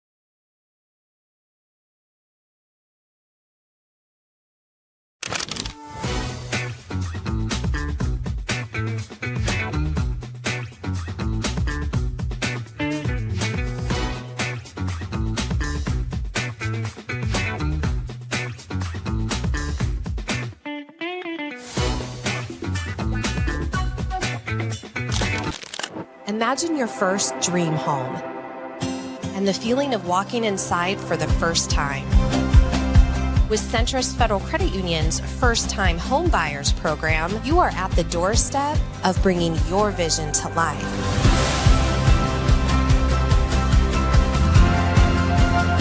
Welcome home. From your neighborhood mortgage experts, Centrist Federal Credit Union. We are where you are.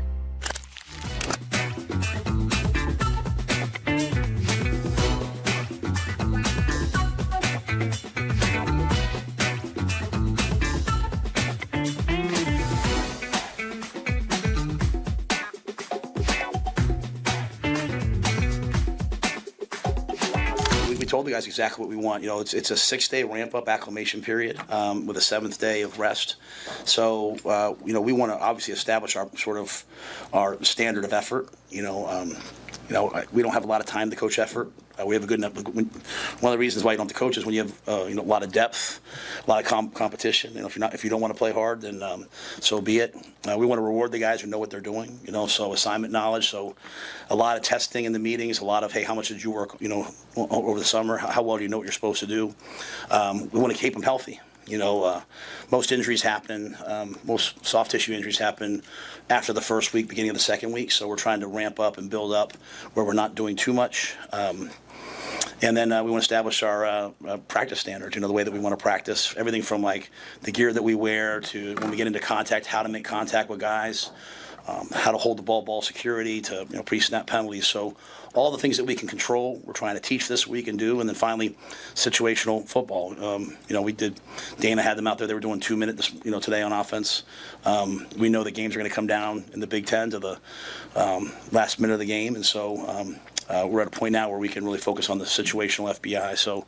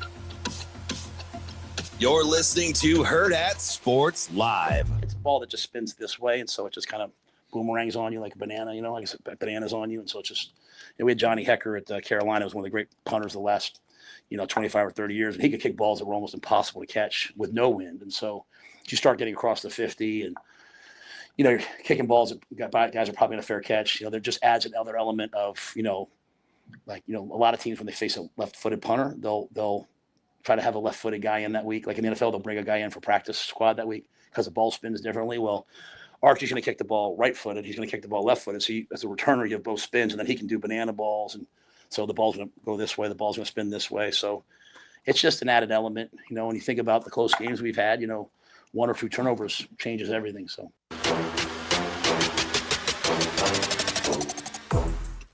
Welcome back, Hurrdat Sports Live, presented by Centrist Federal Credit Union. That's Austin. I'm Ravi here at Hurrdat Sports Bar and Grill. Whatever your goals are, there's probably some savings goals that you've got. Centrist Federal Credit Union has the accounts and team to help you reach those. From savings accounts, money markets, certificates, and IRAs, their experts will help you set up personalized savings plans that meet your needs and goals so you can start saving today and journey towards a worry-free tomorrow. Visit centristfcu.org to check out Centrist savings options and open an account today. Federally insured by NCUA.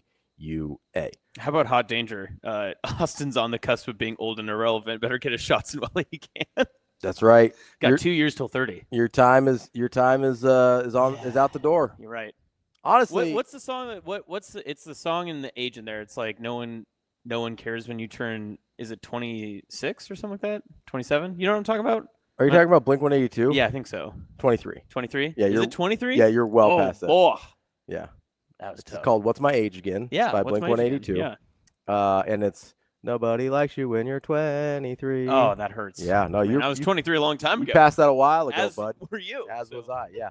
See, I actually don't mind aging. I enjoy it. You've aged gracefully over time. My life started getting good at 30. Nice. So That's good. It's all been uphill. Like it's uphill in a good way. Yeah. Not like struggling uphill. I but- felt eternally 24 Yeah. because of I just hang around the youths so Yeah. often. So Oh. no matter where I go, they're just staying cool. Just I try. hip. Yeah. Yeah. Me and Henry Winkler. Coolest man alive. One with the kids. Travis said, "Man, used to be Henry Winkler, still cool AF." I agree, actually. He'll like randomly appear on like a late night talk show or like a random comedy skit. He always hits. Oh, yeah. He's good. Well, he kind of had his resurgence, in Scream, where he was the superintendent or the principal. Oh, He's been in a bunch of stuff. forgot I about mean, that. he's in a bunch of Adam Sandler movies. That's right. I think he's the dad in Click. I want to say. Yes, he is. Wow. He's just pulling Click like that? It's a tearjerker, man. Like that movie's rough. It's like Adam Sandler. I didn't know that was in your Click back. was a tearjerker? The one where he like fast forwards Yeah. through his life. Yeah. Yeah, that movie's really sad at the end. Okay. What about the part where he just like farts in Boz's face for like Well, 10 that's minutes? fun too. Okay. That's funny. Fair. I'm just saying there is. Henry Winkler also in Little Nicky. He's in a bunch of he's the coach in Waterboy. He's in a Yep. bunch of Adam Sandler movies. He was in Black Adam recently. That's good for him. Was he? Yeah. I saw He that was movie. Uncle Al. I What a saw great- that movie once. It was very bad. He's in Don't Mess with the Zohan. That's one of the worst movies in history. Listen, Adam Sandler had a stretch there. It was a little rough. That was bad. Uncut Gems, though. When he got back to Uncut Gems. What about the Hustle? No, he wasn't in Hustle, I don't think. No, Wait, there I was thought Hustle was that not the one where he's the that's the basketball movie. Yeah, where he's the scout. Is that not him? That's Adam Sandler, but Henry Winkler's not in Oh, that I thought one. you said Adam Sandler. He's in a lot of Adam Sandler Oh, movies. are we talking Henry Winkler or are we talking Adam Sandler? I'm talking Henry Winkler. Okay, well, you said always. Adam Sandler. He's in a lot of Adam Sandler movies. Uncut Gems was another Adam Sandler movie. I know, that and was my but point. you said Adam Sandler went bad there, and then now you just went back to Henry Winkler? Always talking about Henry Winkler. All right, We're always talking about All the right, man. Fonz. Yeah, that's It's fine. Always. 100% of the time. No, it was I think Henry Winkler's a cool guy. I like him. A lot of his stuff. Oh, Henry Winkler was in Donald Trump's The Art of the Deal, the movie. What? Oh, that's the one that just came out, I think, with Sebastian Stan. The Winter Soldier plays Donald Trump, I think. No, says it came out in 2016. Oh, that's not the one I'm thinking of. What's the one that there's one that just came out like last year. Because the guy from Succession is in there. I don't know. I don't know. You're not into Succession? No, I watched the show, but I didn't watch the new movie. Hmm. So I don't know what his character is in. He plays the oldest brother in Succession. Never seen Succession, so Oh, so not okay. not on my TV show. Wow. Grand. Okay. well, Wow. Hey. All right. Listen, I got called up here an hour before the show started, so I'm just Wyatt doing my best. says when Ravi said I don't mind aging, I heard I don't mind Asian. That's not See? what I said, Wyatt. Wyatt's just trying to be a co-host. That's all he's trying That's to do. not what I said, Wyatt. I mean, I thought you said raisins. Those are also old. I don't like You raisins. don't actually, look like a raisin. I'm not a raisins fan at all. Neither am I. Not a big fan. Just get out of here with the raisins. It's fair. Pass. It's fair. I did a The Apprentice is the Sebastian Stan movie. Thank you. Oh, Corey. there we go. There was Apprentice. a Donald Yeah. Trump movie that just came out that Sebastian Stan was in. I haven't heard of this. I'll have to get The on Winter that. Soldier played Donald Trump. Played a Winter Soldier. I don't know what that means. No. No. Okay. Didn't work. That's fine. No, I don't That's get fine. it. No. Move on. You know what does work? Dolphin kicks? Apparently, banana ball. Banana ball. That was so. I first when was it Sip that asked him? Just went, "What is a banana ball?" Yeah. I was like, there was only one person in that crowd that was going to ask that yes, question. yeah. It wasn't Matt Satilli from KTV. It was going to be Sip. It was. That's like I was so happy that Sip asked that question. And he interrupted him too in the middle. He's of like, hold on. Like you could tell it wasn't just a now hold on. clarifying. And so we got to be careful here. I don't think people. Wow. I don't think people know what a banana ball is. Well, it's not the Savannah Bananas. See, it could be confusing. Could be. Maybe that's where Sip's head was at. Sip was like, as a man in stilts doing backflips in the punter formation. I'll say he can kick with both feet. Can he kick in stilts? We don't know that. That's banana ball. Banana ball at its finest. I'm not going to read Hot Danger's comment there. That's good. Maybe he's a big, they talk about like the banana turn in baseball when you're like trying to round the base. You know, you kind of come out wide and do one of those. The slingshot, yeah. See, the thing about bananas though, pretty much, I feel like it was a pretty intuitive like name for what he does, like because you kind of like shape the ball. Yeah. Right, like kind of a Like crescent, turns, like a crescent shape. I don't know that it needed a ton of clarification. Like I've never heard that term used for punting before. Neither have I. But I just assumed. Well, he's a journalist. He's just trying to ensure that he can provide clarity to his listeners and audience. Maybe that's a possibility, but it felt like a pretty self-explanatory.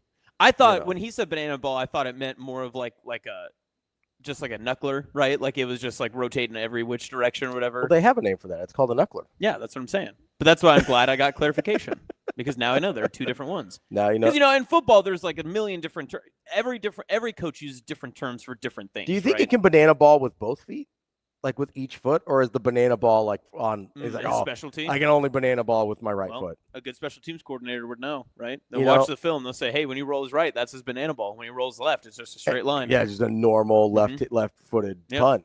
I do wonder. That Aussie leans left. You got to be careful of that. Okay, Wyatt, you're killing me, man. You're killing me, homie. You're killing me. This is why he can't co-host. This is exactly. This Done, is Wyatt. This Sorry. 100%. Yeah, that was funny when DB came back and he was like, "Did you keep these jokes up with Austin?" I was sitting back at my desk. I was like, "Thank God." I didn't answer that question. Yeah, Wyatt, you're. This is why you couldn't host. You get us all in trouble. We get canceled. Get fired like Shane Gillis off of SNL. We'd be out here in trouble. Bill would walk in here and just be like, "Who is this man?" Yeah, just be like, "What's happening here?" You gotta go. Go back to your day job. Speaking of banana balls. Yes. Banana ball. Whatever you want to go to whip my own cream. That too. Not talking about Hot Danger over here. No. I did like how Rhule.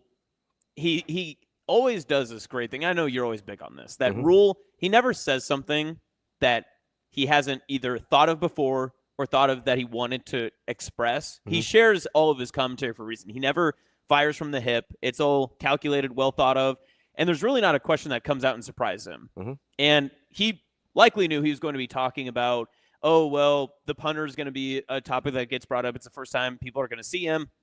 He actually sounded a little bit almost like he still was getting to know his new punter. Yeah. He didn't have a whole lot of commentary on it. And I'll be honest, he even sounded a little bit uncomfortable with kind of describing how the rugby style looks comparative to maybe what he's used to. But what I appreciated, and we heard from the clip when Shane brought us back, was how in practices and in the NFL model, they'll find someone from a practice squad to come in and emulate this type of pass and this sort of stuff. And it's that level of attention to detail is the same sort of stuff we've heard about Matt Rhule this entire offseason, whether it's been as simple as changing the turf to grass and player safety. And I don't know if you were online for a long time yesterday, the amount of former players over the past really 5 years that quote tweeted the grass tweets and were like, oh, yeah, I was a part of the ACL gang. Like, I was the one who got injured on the practice field. I was one of the few, like, oh, the players don't know how lucky they are to have this. Like, it was so significant that I didn't realize how big of an issue it was. Yeah. And it's that level of attention to detail that how can you not buy into a team that's willing to do all of these minute details that turn into bigger solutions to their problems? Yeah, I mean, the thing that I really appreciate is, and it's a stark contrast to other coaches that will remain nameless, that if Matt Rhule doesn't win here, it will not be because of anything that was under his control. Yeah. Not a single thing. Like, it's not going to be because he lost too many guys to injuries because the practice fields weren't good enough. It's not going to be because they didn't have access to the right nutrition. It's not going to be because their strength and conditioning wasn't good enough. Like, there will not, if there is anything in that man's control or that he can influence at all, that will be taken care of. Yeah. And that's part of the reason I believe in this team so much, is because I have thought for a long time. I mean, Coach Rhule talked about it at Big Ten Media Days. He talked about it yesterday a little bit to a certain degree. I've believed for a long time that this team had more talent than the wins it was getting. Was there still a gap between them and the very top of the league or the very top of college football? Yes, obviously. But there was not I don't think there was a gap between where they were in terms of wins and losses and 8-9 wins a year. I really didn't think that was the case. And so a lot of the things that kept them from being an 8-9 or maybe 10-win team a lot of those years were things that were controllable that someone either missed, didn't see, or chose not to. Yeah. Right? Yep. They either actively chose not to fix it, or they didn't know that it needed fixed, or they just never saw it in the first place. Yep. Right? And so that to me is, I really, really appreciate that. Somebody who, like, literally no stone will be left unturned in trying to turn Nebraska football around. And even in that same sense, like what you're saying in this most specific example from what we just heard is him saying, some teams bring in that left-footed punter to practice catching a left-handed, a left-footed punt.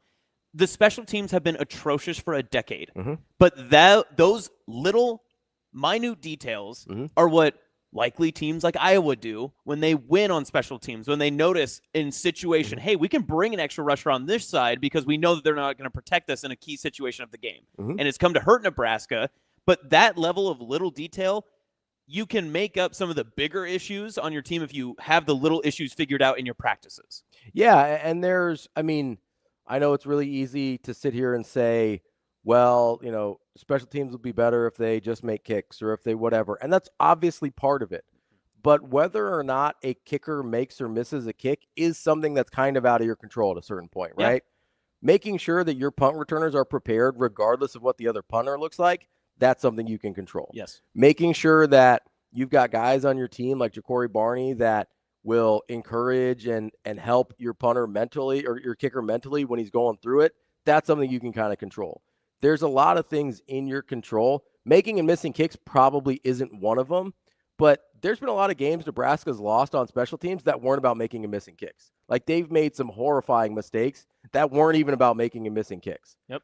They were about a lot of these other things that would go wrong in special teams or on offense or defense or whatever. The fact that, like, at a certain point under Matt Rhule, they won't lose games because of that anymore. They might lose games because they run into teams that are more talented than they are or that on a certain day execute better than they do. But they're not going to, at some point, and I hope it's this year. I don't know if it will be, but I hope it's this year. I think you'll see a big step. At some point, they're just not going to lose games for stupid-ass reasons anymore. Yeah. And I think that's, like, when I did the schedule video last week or 2 weeks ago, whatever, you could definitely tell when it went from being mostly Nebraska fans that were watching it to sort of other college football General fans. public, yeah. Just because of the tone of the comments that would change. Yep. And I think it's really hard, not just for Nebraska fans, or not just for all college football fans, but for Nebraska fans too, about being able to imagine a world where Nebraska doesn't lose for stupid-ass reasons. Yeah. That's the world I'm living in already. Like, I believe that's happening. But I get it. I understand because it's happened for so long. Nebraska's had good enough talent to win minimum 8 games every year, basically the entire time I've been alive. Like, and we know how many times they failed that, right? Almost always, it's been stupid-ass reasons that they didn't get to at least that number. Yeah. Now, you want to talk more than that? We can talk about 5 stars and recruiting and development and all this other stuff, right? But you can't convince me that on any given year, Nebraska doesn't have enough talent to win 8 games. Yeah. I just don't believe that. Well, and it was another part that I've loved from transitioning from Big Ten Media Days to what we heard from the start of fall camp when Rhule was talking about the close losses. And he has reiterated it for 2 years now, saying it's not a curse. It's not a curse. And he said it straight up at Big Ten Media Days. Might have been my favorite quote from him in his time at Nebraska, saying we just weren't good enough to win those games. It wasn't because of something happened. It wasn't because of a curse. It wasn't because we missed something. We didn't win those games. We were not good enough. And he doubled down on it yesterday, talking about their 2-minute process and saying we made mistakes that lost us games. And that, once you accept that and you know, okay, it's not just some 2-minute drill we got to run in practice all the time. It's not just some situational one-off circumstance that this other coach just had a leg up on us and we weren't prepared for it. No, you just accept the responsibility. We lost the game for 60 full minutes. It wasn't the last 2. It was every minute leading up to that and the final 2 minutes of it. I will say the one thing when he said that, I took it, I think, differently than other people. I think some people took it as like the players weren't good enough. And I don't think that's the case. I think people thought that. I mean, I heard people say that. I took it as kind of like you did, where they didn't either prepare good enough or execute good enough, or like the talent. It wasn't a talent issue. I've Like always when taken those comments as execution. That's how I've always assumed. And I think some people took it as talent. That was some of the response that I got, at least. But when he says they weren't good enough, I don't think he's talking about talent. I think he's talking about preparation. I think he's talking about coaching in some aspects. I think he's talking about execution. I think he's talking about, hey, we didn't go. How many times did you hear him last year talk about, hey, somebody's got to go make a play? Yes. Yeah. Right? He didn't talk about we need guys that are capable of going to make plays. Those guys existed. They were on the roster. And he said, we need a guy to go make a play. And he named names. There was a key midweek press conference where he said, we need Dante Dowdell to break off a run instead of 5 to make it 15. We need Emma Johnson to break a 7-yard run to 70 yards. I mean, we need our running backs to do that. We saw the capability of that even with Dowdell. We saw him break Shiloh Sanders' arm doing exactly what Coach Rhule was talking about, where it's like, hey, you have to get through that first guy. You have to.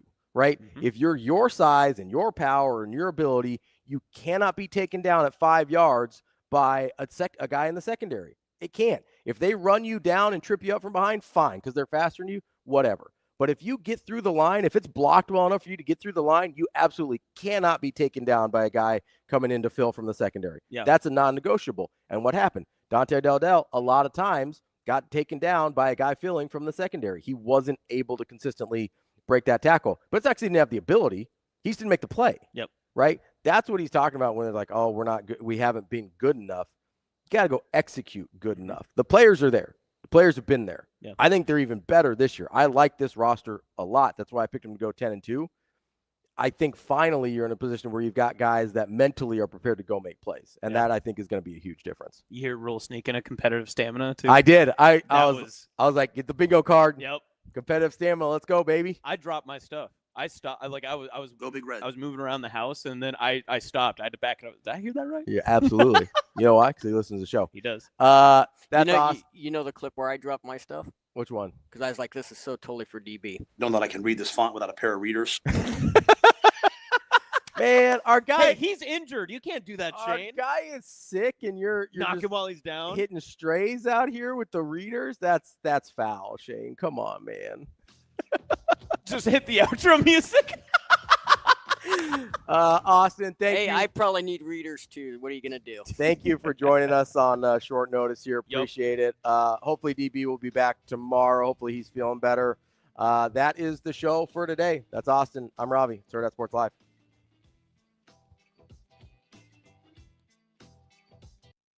See you. Have a good day. Love you.